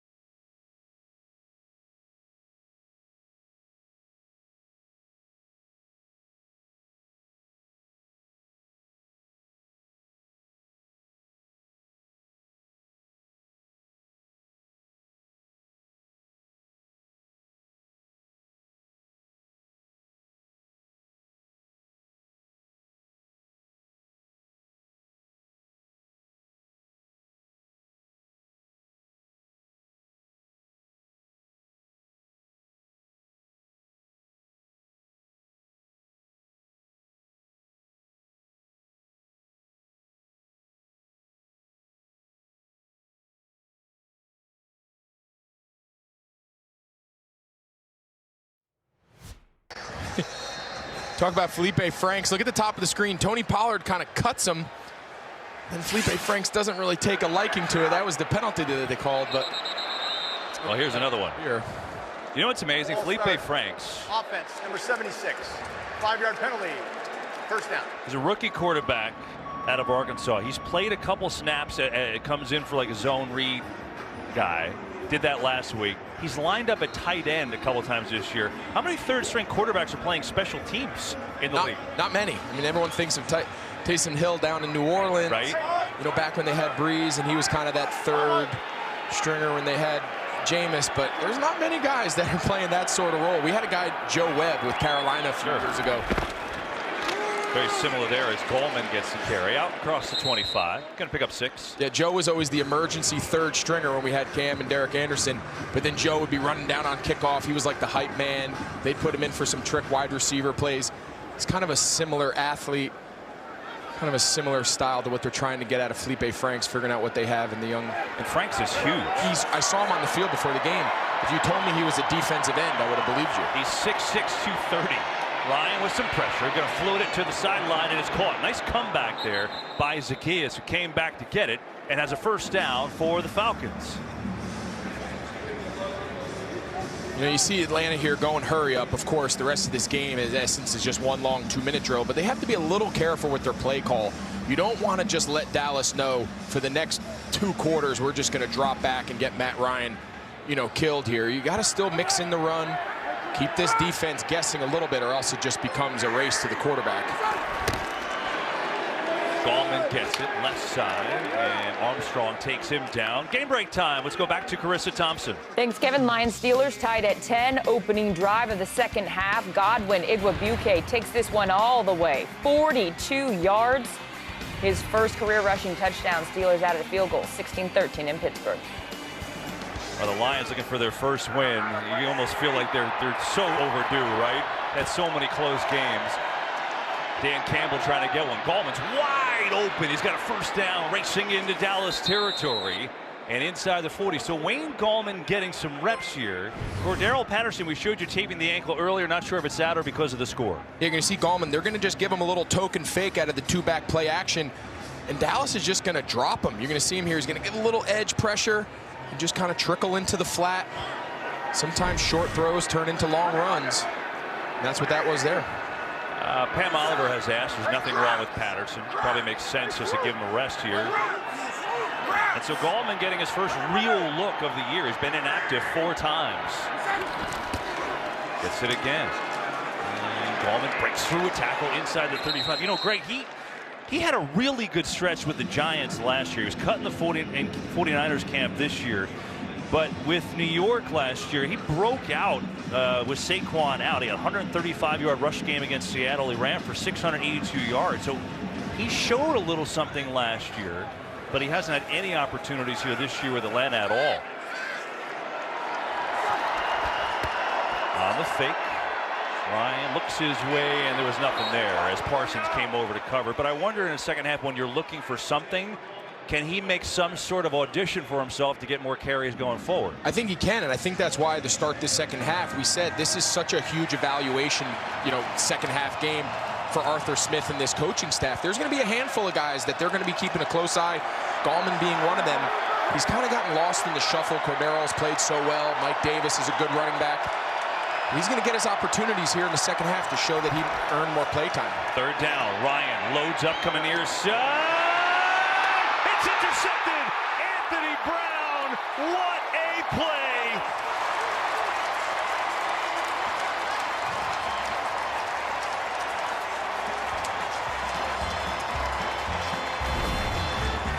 Dan Quinn's Dallas defense against his former team is lighting it up. The pick by Brown. Cowboys football.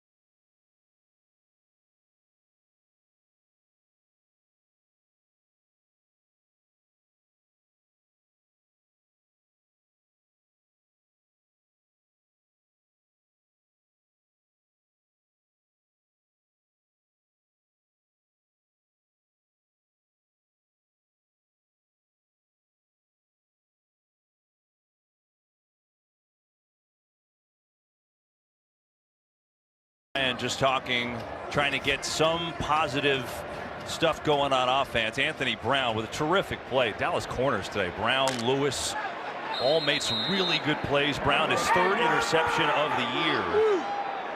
And the Cowboys have it up 36-3 here early in the 3rd.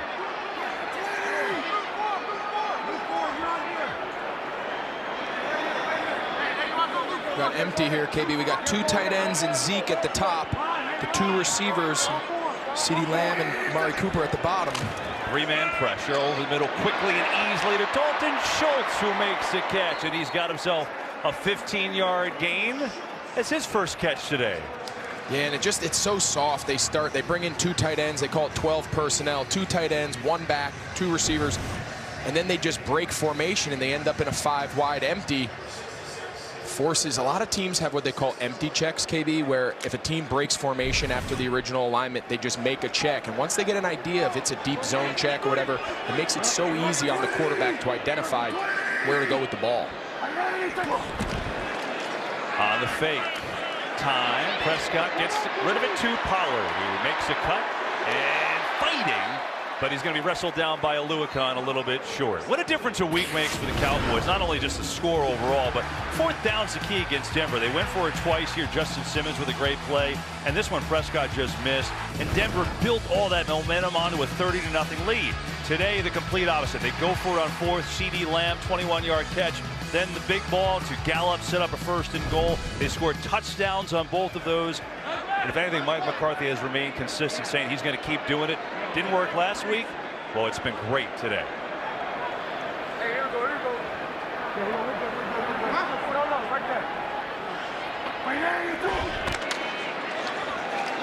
Pollard centers that big hole inside the 35 for Pollard.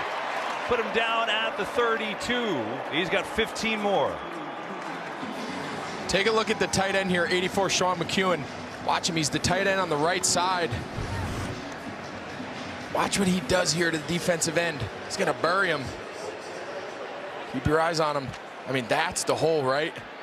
Takes James Vaughters right to the ground. Filling in for Blake Jarwin, who's out with an injury. Kind of battled the last couple years, has opened the door for Dalton Schultz. Pollard again, big hole, Pollard sprinting free inside the 15, and there's a penalty flag, so hang on, we'll see if this ends up coming back. Pollard getting some time now. Holding. Offense, number 52. It's a 10-yard penalty. Replay 1st down. Connor Williams, number 52, the left guard. I'll tell you, they're running right behind 66. We've talked about him a lot. Connor McGovern bringing that jumbo in to fullback. Take a look here on the backside. You see Williams just kind of wrap his arms around Aluakon. That's a tough one. The flag came from really deep in the secondary. Nonetheless, brings back a long gain. Does. Get it out to Lamb. Has blocks. Lamb! Boy! He was ultra close to taking that thing all the way home. He gets down near the 25. Got a nice block from Michael Gallup, too. Nice block there by Gallup, and just real alert by Dak Prescott. That's just an alert off the run, where if he sees he likes it, he's just going to kind of spit it out there. And it's just an extension of this run game that's been so effective all day today. Get the ball out to your playmakers, get the ball in space. You mentioned it, Gallup had a great block, and CeeDee Lamb is really, really dynamic with the ball in his hand.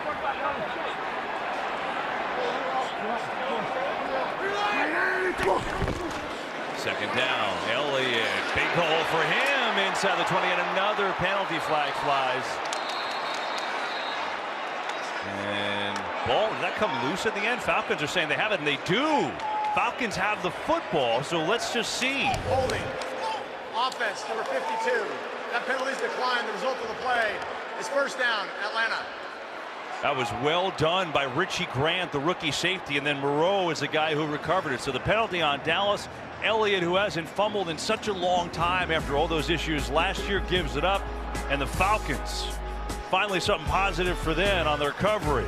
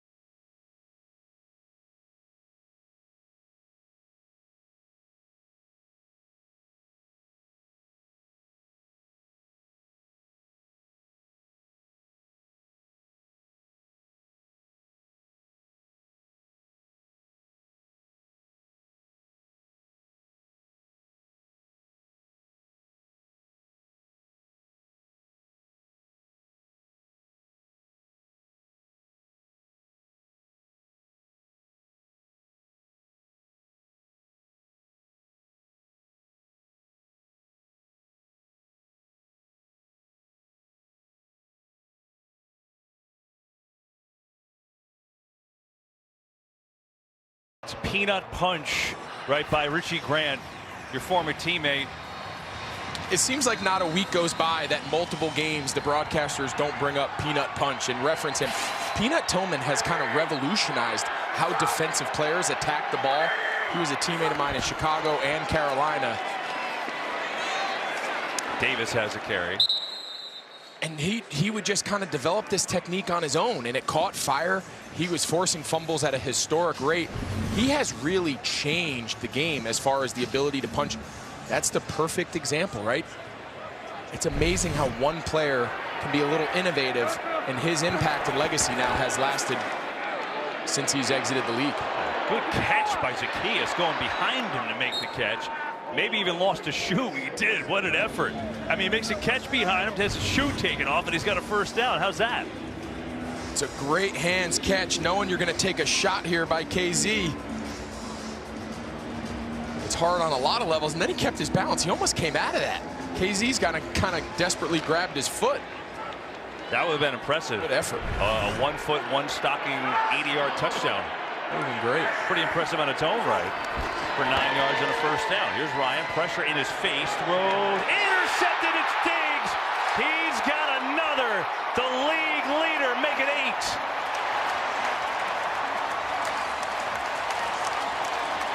Unlike a lot of guys throughout the league, when the ball hits his hands, it's a pick. He doesn't miss many opportunities. He has such unique ball skills for a defensive player. You're going to see him here.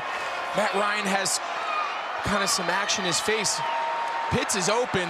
The pressure kind of forces the ball to sail.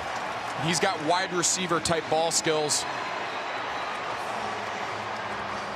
He just has no near misses, right? He has no, I'll get it next time. If the ball's in his area, he comes down with it pretty much every time. It's the 9th game of the year for the Dallas Cowboys. Trayvon Diggs has 8 interceptions. That's a lot for a single season for anybody. That leads the league in a lot of years. It's unbelievable. It's incredible. And so now here they go, 1st and 10. Start in Falcons territory with Pollard for a short game. So I want to go back. You're talking about Peanut Tillman. Were you ever the recipient of the peanut punch and lost one? No, but I had a game. My second year in the NFL, I'm playing for Chicago. Coincidentally, we go down to Carolina, game 2 of the season. Chris Harris, who started with us and kind of learned under Peanut Tillman in Chicago, had gotten traded to Carolina the previous year. I caught 2 balls. He punched both of them out, lost both fumbles, and we lost the game. So somehow Carolina still traded for me after that poor performance, but I got peanut punched by Chris Harris. And Pollard sprinting free on the right side. Big plays continue down to the 26 for the Cowboys. Another game break. Let's go back to Carissa Thompson. Thanks, Kevin. Bucks trailing 16-6 in Washington. Brady, rough first half, 2 INTs, trying to look for a comeback here. Cameron Brate, the recipient of that 6-yard touchdown. Bucks down by 3. Kevin? Oh, it's stunning because the Bucks have the #1 scoring offense in the league, and Washington's defense has maybe been the biggest disappointment in the league. But now it's only a 3-point game. Keep tabs on that. Thanks, Carissa. Pollard run down by Fowler, and a penalty flag at the end of this play. So we'll see what this one is.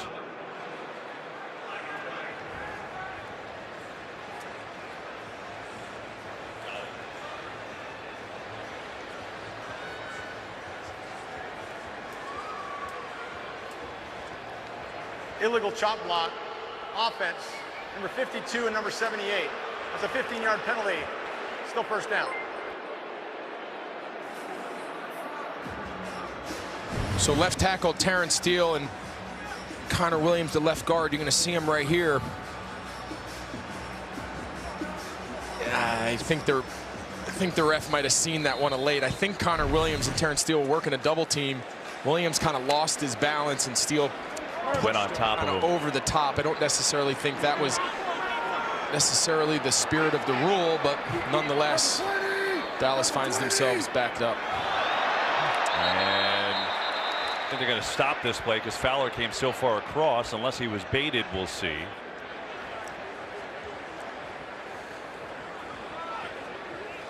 Yeah, chop blocks are illegal anywhere on the field, but I think you're right. You look at it, just kind of maybe seamed it in real-time action. When you slow it down, it doesn't quite look the same. Now let's see what this one is. As the game's slowing down, Fowler's not happy. Let's see it from this angle if you feel the same way. Can't be engaged. Yeah, you can't have one offensive lineman engaged and the other lineman go low, and I don't think that's what happened. I think Williams just lost his balance, and then Steele just in essence pushed Grady Jarrett over the top of him while he was on the ground. It's a great rule, right? You don't want a defensive lineman engaged up top, holding off a blocker and allow someone else to just come. You used to be able to do that, and it was dangerous. The rule used to be 2 adjacent linemen were allowed to work in unison. They've now eliminated that. Too many defensive players were just taking helmets to the lower body, and it was a very dangerous body position for them to find themselves. Due to the fact there was an erroneous whistle, there's no foul on the play. Okay. The A.J. Terrell just came out of the game. I didn't see a spot where he got hurt. But maybe, you know, they do have that ATC, the spotter upstairs, who if someone looks woozy or something and comes out, I'm guessing that's what happened there. So they'll check Terrell. I'll get you updated on that in a bit. Here's Prescott back to throw over the middle. Back shoulder catch is made by Malik Turner. Had a couple touchdowns at the end of the game last week. And he had the craziest blocked punt of all time. He blocked the punt, and then they ended up muffing it 1 yard past the line. That was kind of the story of the week last week for Dallas. Even when they did something right, it didn't quite work out. But you said it, he came back, had that punt blocked, then he had 2 touchdowns. He had a good week last week in the midst of the team struggling. First time he caught a ball since 2019. Prescott over the middle, caught by Cooper, absorbs a hit from Aluakon. Stiff arm, Cooper inside the 15, and the Coop chance rained down here in Arlington. It's just traditional cover 2. You're going to see 2 high safeties and a run through Mike, and he's just going to run a big dig, a big square in. This linebacker sucks up on the underneath guy. On time and in rhythm. That's where you want to throw. See, Deion Jones kind of stays tight on Dalton Schultz. Well, here's Cedric Wilson at quarterback. He's 4 for 4 passing in his career. And now you're flipping it around to Pollard. You're bringing out the gadgets. Pollard racing to the edge, diving for the end zone. Touchdown! No, they say he's going to be out at the 1, and there's a penalty flag to boot. Holding, offense number 85. That's a 10-yard penalty from the spot of the foul. Still first down. So it looked cool, but it never happened. Oh, that's a shame. That was an awesome play. That was an awesome play. Couple different exchanges.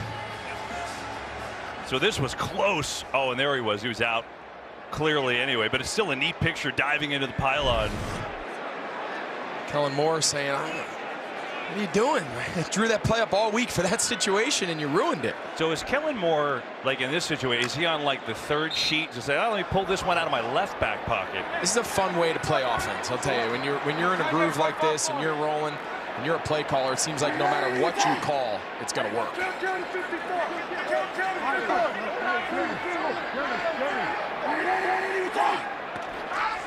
Falcons jump, no doubt. They're going to loft it to the end zone. Incomplete. He had it. Turner.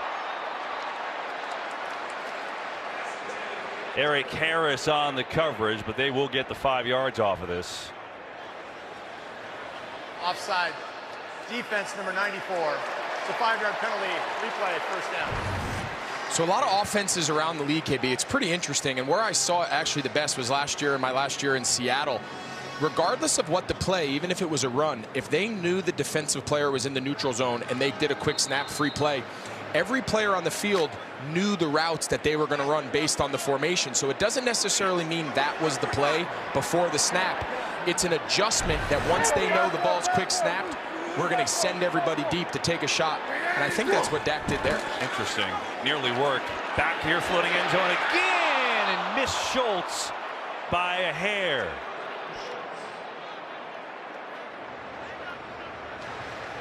Watch this route by Dalton Schultz. He's going to run a stick nod. Great release. He gets vertical. Stick. Eric Harris is running on the out route. That's got to be a touchdown. I know today it doesn't matter, but that's a great route by Dalton Schultz. You can tell I'm pretty excited. I wish he kept the tradition alive. Tight end scoring. Tight end scoring in games we call. Second and 11. Four-man pressure. Prescott pumped. Now goes to Pollard on the right side. Pollard is dragged down from behind. Deron Harmon got his hand on him. Bring up third down. It's a nice tackle by Deron Harmon. That's not easy in space on a guy like Pollard, and if he doesn't hold on to that leg, it's a good chance he ends up going in for a touchdown. So, you know, they're fighting, right? You got to give Atlanta, you know, we talked about how fun it is to play offense in this situation. It's not a lot of fun to play defense. So give them credit. They're fighting right now. They're in a tough spot, but they're going to find out what guys they can count on this half. And timeout here on the field with 1:23 left in the third.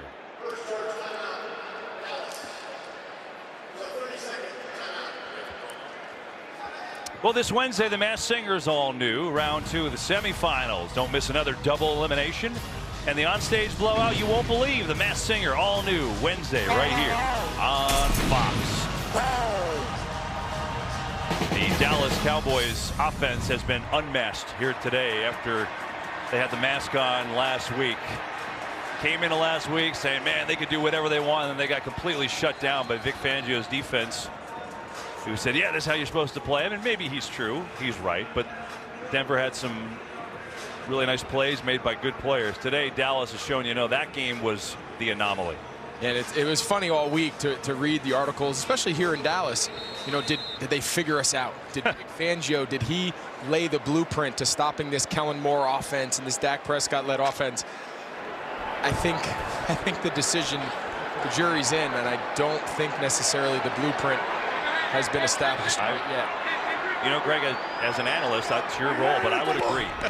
Here is Elliott right off the gut looking for his third score of the day, and he's going to be tackled just a little short of a first down. They've gone for it on fourth down a couple times. Why not go again, even though it's a 33-point game? Yeah, they're going to bring in the big people. You're going to see Sprinkle, McEwen, McGovern again, the big jumbo number 66 checking into the game. And he's eligible as a receiver. I mean, you just feel like it's got to go to him, right? He's been working so hard all game. Number 66, he doesn't have a catch. He's doing it all today.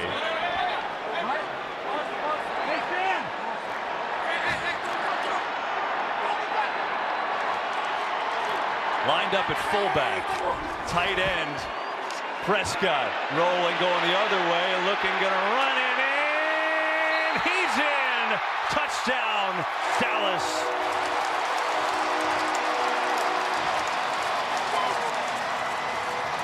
You're up 33 points. Your star franchise quarterback is still willing to lower his shoulder on a must-have-it fourth down conversion. That sums up Dak Prescott. He could have easily said, I got the yard, I'm going to get down. Nope. You can see here they go hard play action to the right. He might have had a shot there at Amari Cooper coming across, but he just lowers his shoulder. Takes on Michael Walker, the linebacker. Wow. Extra point is up and good. Jerry Jones and the Jones family, yeah, they're feeling pretty good. 43-3. And now this from Verizon.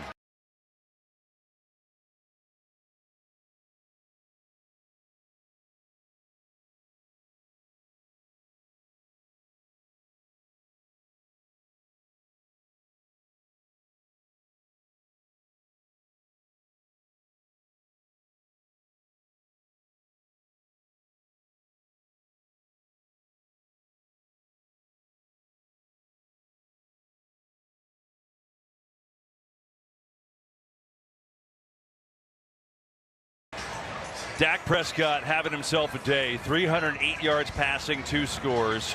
Just put that home on a fourth down on the rush.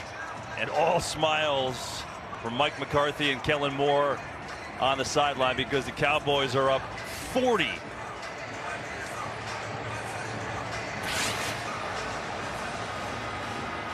And of course, the defense has contributed. There's Brown and Diggs with Al Harris, secondary coach. Of course, he was pretty good at picking off passes himself back in the day. Won a playoff game by doing that for Green Bay. Diggs and Brown each have a pick. Diggs leads the league with 8. It's going to be hard to write anything negative about the Cowboys after this.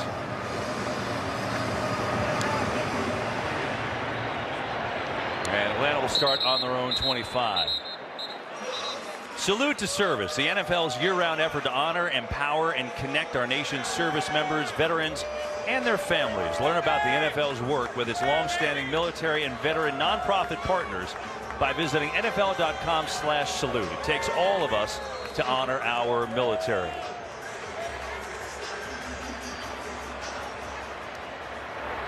Great to see our service women and men in attendance here today. Josh Rosen is in at quarterback for the Falcons, getting some reps here, and they'll run it to Gallman. He's got a big hole up across the 40, and Wayne Gallman getting some reps as Rosen in at quarterback in a 40-point game. 17-yard gain for Gallman.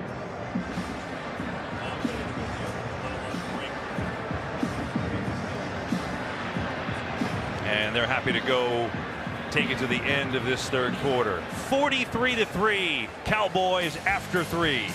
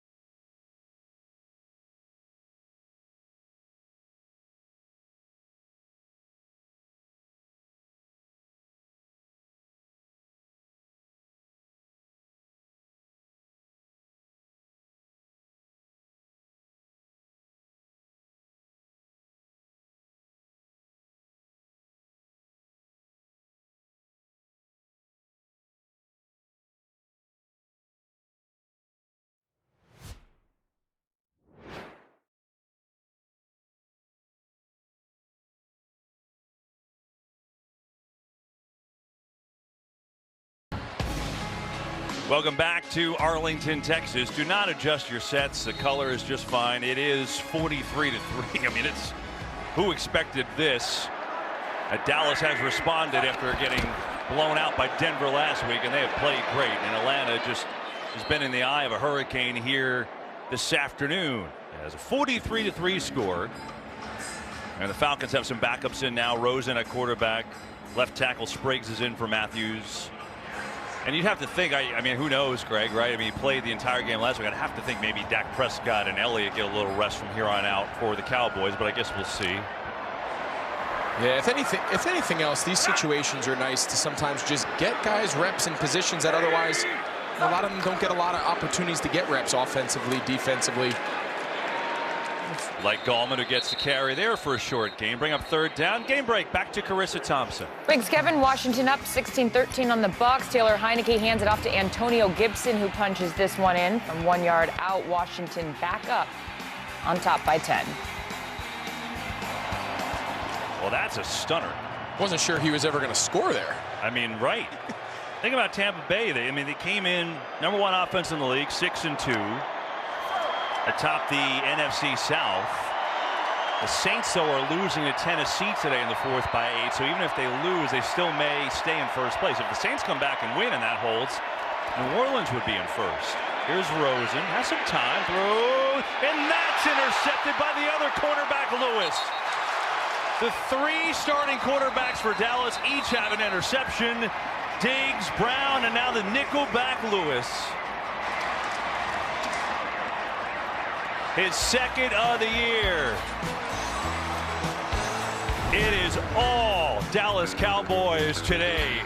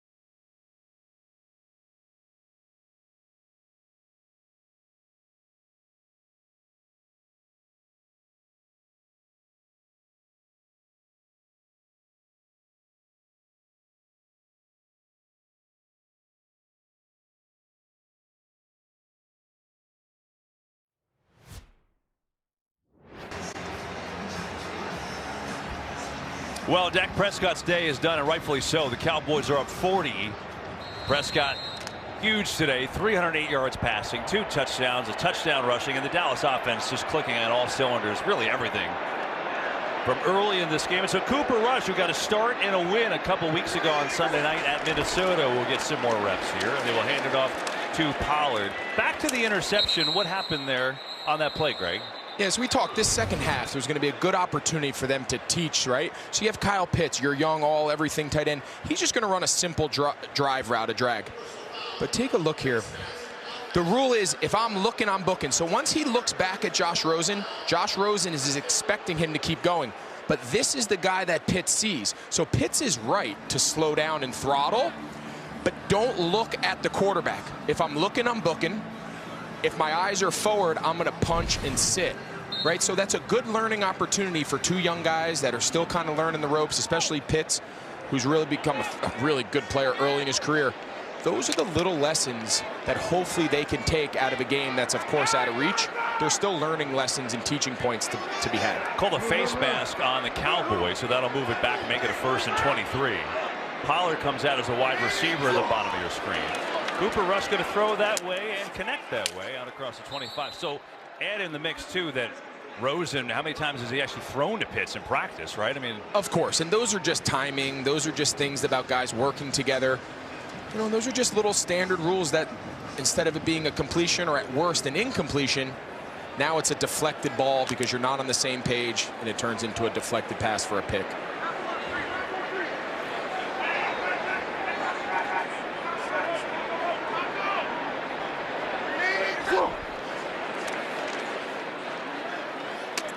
Corey Clement is in the game, and he'll get a touch here today. Rarely used third running back. Remember, big Super Bowl with the Eagles in 2017, now with Dallas. And that'll bring up a third down, and we'll call it 9 with 12:22 to go. This week when we talked to Mike McCarthy, I think you asked him, how do these injuries actually help you as the year goes on? He said, it reminds me of the 2010 year in Green Bay. We played 87 guys on our roster due to injury, and a lot of them came back at the end and were a big reason we made our Super Bowl run, ending up with the Lombardi. So he sees a lot of comparisons. Now in a game that's a blowout, he's getting a lot of his roster really good opportunities to develop. Yeah, why not, right? There's McEwen on the other side as a catch. Going to be short, going to be a fourth down. How are the Bucs and Washington doing? Back to Carissa Thompson to check. Well, I'm going to tell you right now, Kevin, on 3rd and 3, Tom Brady connects with Mike Evans. Down the sideline, 40-yard score here, his 9th of the season. Extra point, no good. So the Bucs now trail by 4 with just over 10 minutes remaining. Kevin? Long way to go there. That one is interesting. You just showed me, we're looking at the scores. How about New England 38, Cleveland 7? Both those teams were 5-4 coming into the game. The Patriots are surging. They're going to be 5-1 their last 6 games as the punt is received by Williams. Falcons football. 11:15 to go. Glad you're hanging with us on a Sunday from Texas.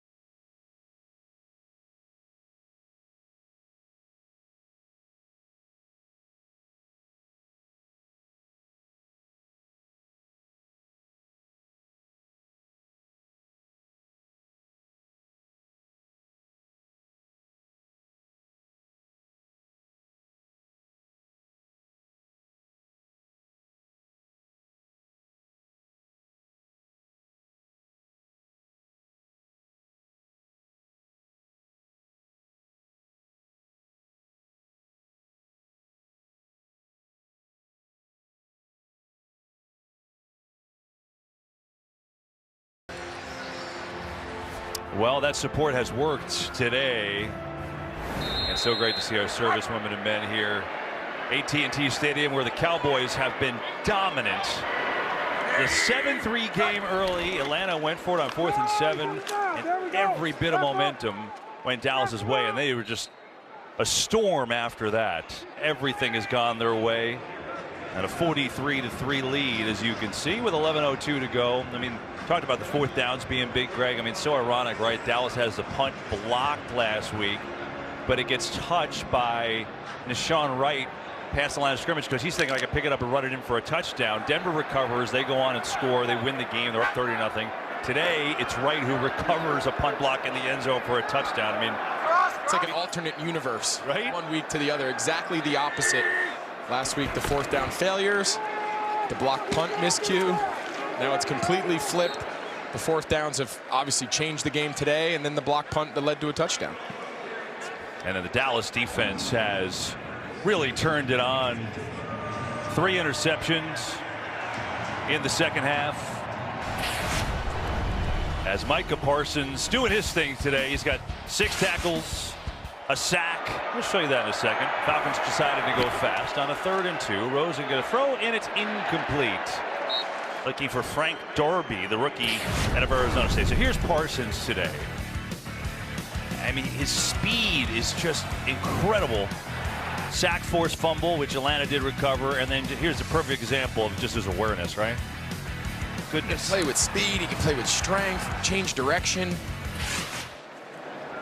Just a unique guy. But how many off-the-ball linebackers, Kev, do you see that on 3rd down and 2 minutes can put his hand in the ground and rush like a traditional defensive end? Remember, early in the year when they really had some injuries up front, he played almost exclusively as a defensive end. It's only been the last 3-4 weeks that they put him back in his more traditional off-the-ball inside linebacker, but he really could do either. No question. Big punt. Diggs is back to receive it and let it go over his head, and Dallas will start on the 20. So, you know, a storyline with Parsons that never really developed today. He and Pitts were high school rivals in Pennsylvania. I mean, Kyle Pitts of Atlanta. Pitts played for Archbishop Wood. Parsons was a running back for Harrisburg High School. Pitts here scoring a touchdown. He was also defensive end in that game. And Pitts' Archbishop Wood team won the 5A Pennsylvania State title in a rout. See what they've done in the rookie season. They've both made big impact. So we never really got the one-on-one against each other today, but these guys go back a long way. By the way, they trained in the offseason too, so very familiar with each other. Who knows? Hopefully they'll be going against each other for a long time. That's what they've done today. Yeah, Parsons said, he goes, I owe him a little something. He got me back then, but I think he more than made up for it today. I think today over the high school game. This is making up for it indeed, is Clements. How about looking at him playing running back? I mean, can you imagine tackling him in high school? 6'4". He was the biggest guy in the field, and he was running with the ball. You know, it's like a young Kevin Burkhardt. I covered your high school games, and you were pretty hard to tackle back in the day, too. Big shoulder pads. You did cover our games. Life comes full circle. Now we're standing next to each other, living the dream. Back at Wayne Hills High School in New Jersey with your dad as the head coach. Used to come hang out with my dad and do your first experience of production meetings. Oh, we're on this camera. I thought All right. we were back. Now, well, hold on. Ready? We're just back there. Yeah. Wow, it's like Terry Bradshaw's running the camera here. There we go. But how fun was that? Used to come and sit with my dad at Wayne Hills, my high school in North Jersey, do like pseudo production meetings. Yeah, with your dad. That was the first. I mean, time we would sit down. He would show us how to watch film, and awesome. Who knew? Here we are standing together calling games. Pretty neat. It's pretty cool, man. Happy to be doing it with you. It's been awesome. By the way, that was a shout at Artie Kempner, our director, not our camera folks. Just having a little fun. We love you, Artie. Our producer, Pete Macheska, today. And a 43-3 lead for these Cowboys, who take on the Chiefs next in Kansas City. Chiefs are not the Chiefs that we've seen the last couple of years. They're turning it over at an alarming pace. And they'll take on a Dallas team which certainly loves their turnovers. And then on the other side, Atlanta's got to, you talk about last week putting this behind you if you're Dallas. Atlanta's really got to put it behind them because they got New England on Thursday night on the short week.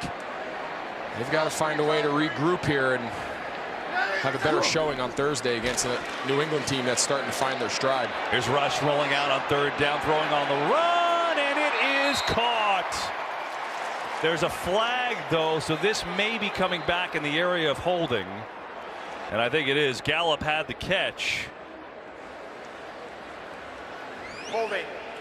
Offense number 66. It's a 10-yard penalty replay, 3rd down.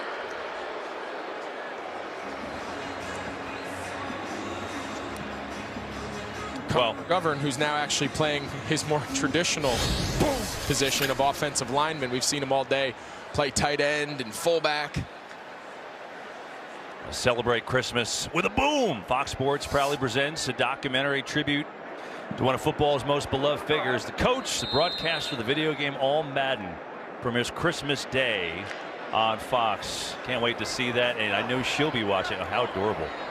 Oh my goodness. She's liking that cupcake. Is that a birthday cupcake? I don't know. Whatever it was, she's having a cupcake. Her team's up 40. She's living the dream. Well, let's see.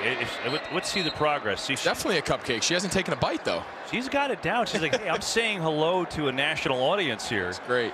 Oh, the best. Now she's back to the game. She doesn't have time for photos anymore. She's got a game to watch.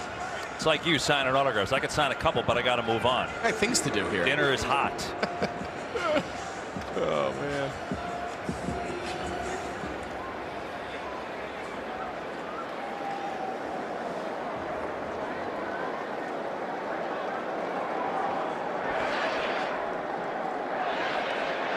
Fourth and 12. Cowboys will punt it away.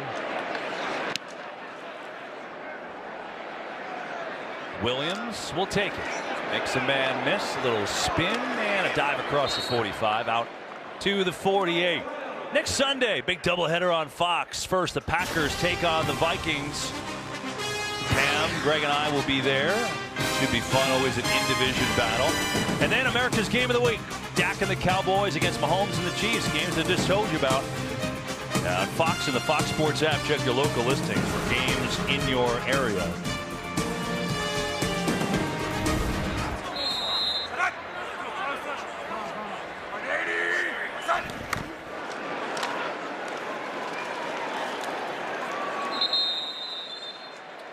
Dan Quinn talked about his emotions, said he was crushed when the Falcons let him go mid-year, went to Hawaii with his wife. Now we get an injury. Hayden Hurst is down, but Quinn, just said, yeah, it took me a while, and I just realized I wasn't going to come back bitter, after that. I was going to leave it behind. I had time to deal with it and hopefully improve upon myself as a person, as a coach. And Greg, as you said, no matter what you say and no matter what you think you're going to feel, it's going to feel good for him tonight. Yeah, I mean, this has to feel good. This has to feel good for Dan Quinn to kind of put this game behind him. When the schedule came out, this was one that stood out. Mixed emotions. You're excited. You're a little awkward. You've seen a lot of familiar faces in the front office and some personnel that's still left behind. But he's glad this game's behind him for sure. By the way, we mentioned our camera folks that travel with us on our crew all year long. So good. Michael Tatamir down on the field. Tats always locked in. Keith DeSantis locked from baseball back to football with us. Steely Dan Steele, we call him Steely. Steely, the Jets are getting murdered again. Sorry. Steve Zajac up there. He's got the hair of a 21-year-old. I love it.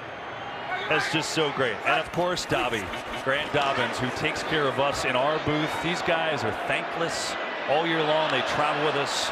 Dobby makes us look good. He's not only shooting from up here, as Darby fighting, but he's got the lint roller out, making sure our suits look good. He does it all. He does it all. I'll tell you what, those guys have hard jobs. I mean, the pictures, the fan interactions that they can capture, the direction out of the truck, what they need. These guys are super talented. They're really good at their job. They make our lives a heck of a lot easier, that's for sure. No doubt. Gallman again, going to get it off the right side. Big hole. Gallman inside the 25, fighting. And so Gallman's had a nice little showing here in the second half. That'll put him up over 50 yards. Let's get another game break. Back to Carissa. Thanks, Kevin. Patriots up 38-7. Brian Hoyer in for Mac Jones.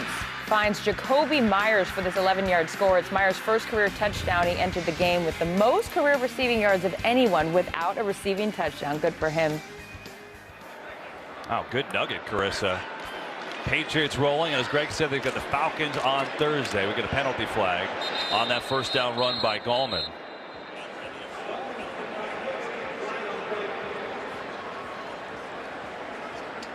And we'll see what this is with 5:03 to go here from Arlington.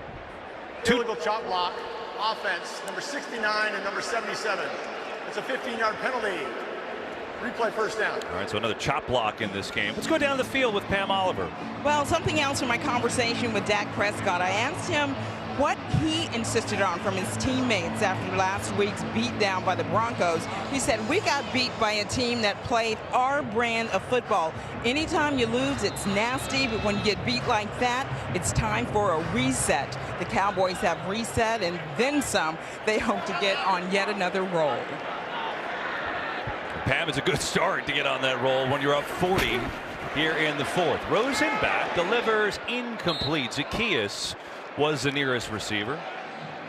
So, Greg, we've been here watching the Cowboys back-to-back weeks. Last week, we saw their worst against the Broncos. This week, I mean, look, they've played some good games. You could argue this is their best, as Franks now is going to come in at quarterback, the rookie. So how do you evaluate the Cowboys? You've seen them both high and low. Yeah, I think this is closer to who they are. I think this is the performance that we saw over the first 7 weeks coming into last week's letdown against Denver. I think, and we said it last week on air, that needed to be the exception and not the rule. The way they bounced back today, the way we saw those first 7 weeks go, this is a team that's going to be a force. And I think in this new playoff format where there's only one team that gets the home field, you know, the bye and the home field advantage throughout, with the division being a little down, the NFC East, I think they got a shot to, you know, of course, win the division. Tampa Bay's losing. I mean, they got a shot here at the end to be the #1 seed. And having the playoffs go through Dallas and come here to this stadium is a huge advantage. 3rd and long. Rosen back to throw, coming near his side.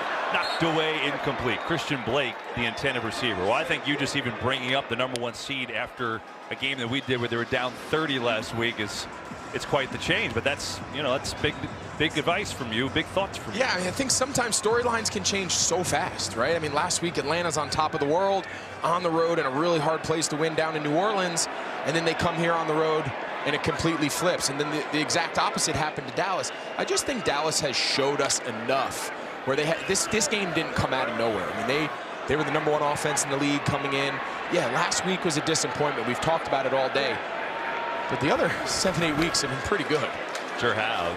Rosen gonna let it fly, going deep for Darby in the end zone, incomplete. So trying to get to the rookie who's getting some playing time here.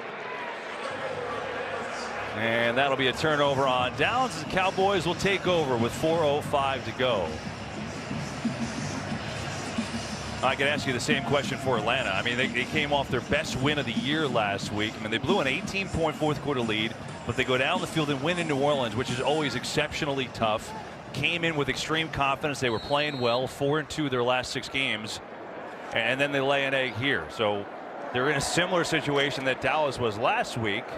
But, you know, coming in, they were kind of, the playoffs started today. They would technically be in. Can they be that team to do enough as the season goes on? You know, I think expectations in both of these cities with both these organizations are vastly different. You know, I think in Atlanta, they knew this was a little bit of a rebuild. They know they're kind of building back their depth and their high-level players, especially defensively. You know, is Matt Ryan, how many more years does he have moving forward, although he's played at a high level prior to today? So I think these teams are on drastically different sides of that conversation. For them to be 4-4 coming in here today, I think everyone in that city, I think their fan base and their organization, I think they were going to take that as a win. Today was going to be a measuring stick game. Of course, it's clear where they measured up against the top in the conference, but they know they have a long process ahead of them. Arthur Smith did not believe he was inheriting a team that was going to compete right off the jump. So I think for them, 4-5, right around 500, I still think they have a lot to be proud of compared to what the expectations were in the team we saw week 1 and 2.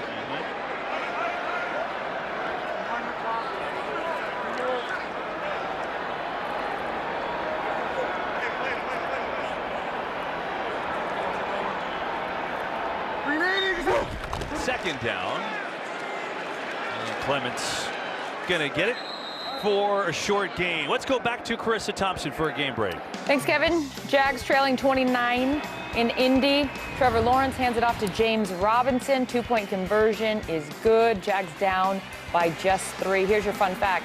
They're looking for their first 2-game winning streak since 2019. Now, Carissa, now you're just showing off. You're pulling out all the fun nuggets out of these games. But how about Indy was dominating that game? It's only a field goal game, and there's plenty of time left in the fourth, so we'll keep you updated there.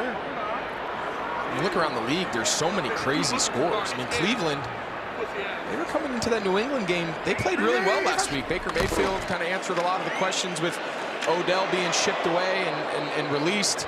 And then they come and they're getting throttled by New England. Meanwhile, the Lions looking for their first win under Dan Campbell, tied with the Steelers. Remember, Ben Roethlisberger out today, COVID protocol. So we'll 16 all with 3+ to go in that game. You know, as just a fan of the league, you just want to see Detroit win, right? You don't want, the longer a team goes with that 0 in the winner's circle is not good for the NFL. Gotta hope they finally get their win.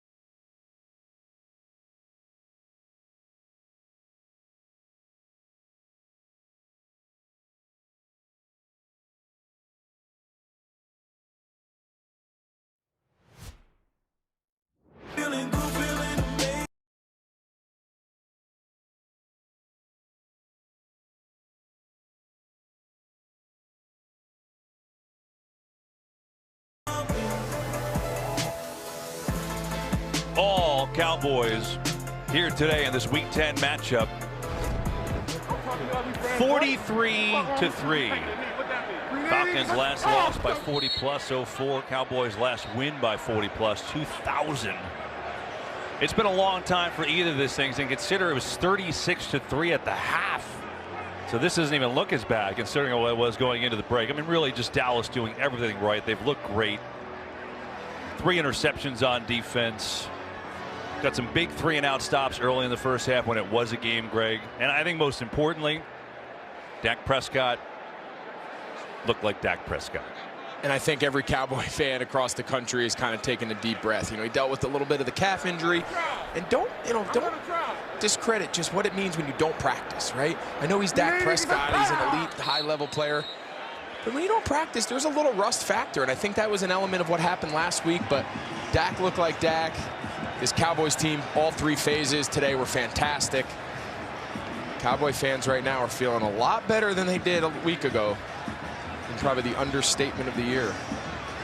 Falcons will get ready for the Patriots, who are just bludgeoning the Browns 45-7 in New England. They are really playing well. That'll be a Thursday nighter at home, and then the Cowboys go to take on the Chiefs on Fox next Sunday. Joe and Troy on the call there. That will do it. 43-3, Dallas Cowboys in a laugher. Smiles for everyone as they will improve to 7-2 on the year. The Falcons fall to 4-5 on the season. Be back after this commercial to wrap up today's game. Bonus coverage for you as well around Fox. A rousing win for the Cowboys. Back to Texas after this.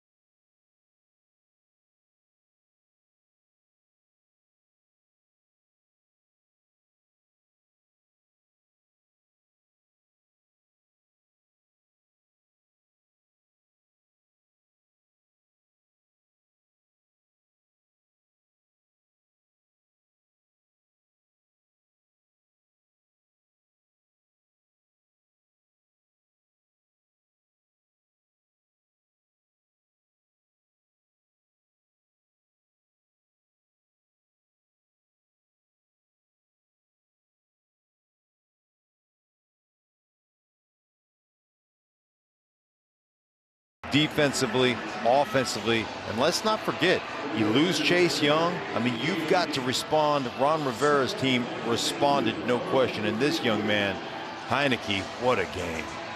We talked about growth for him, and he sounded like a guy who's trying to grow. Well, I got to go back to that game and how I was feeling in that game. And I remember that feeling, and I want to play like that again.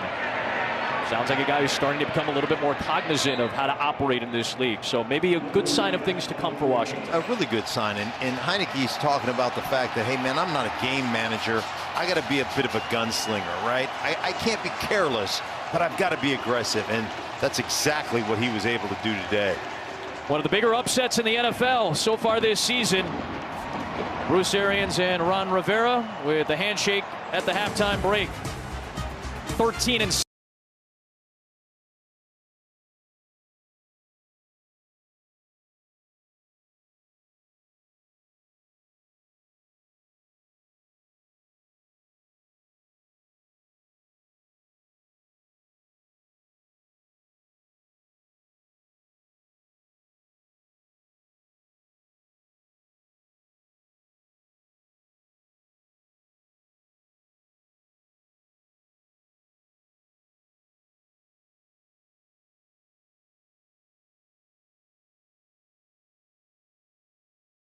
In other words, we can go to overtime at the worst.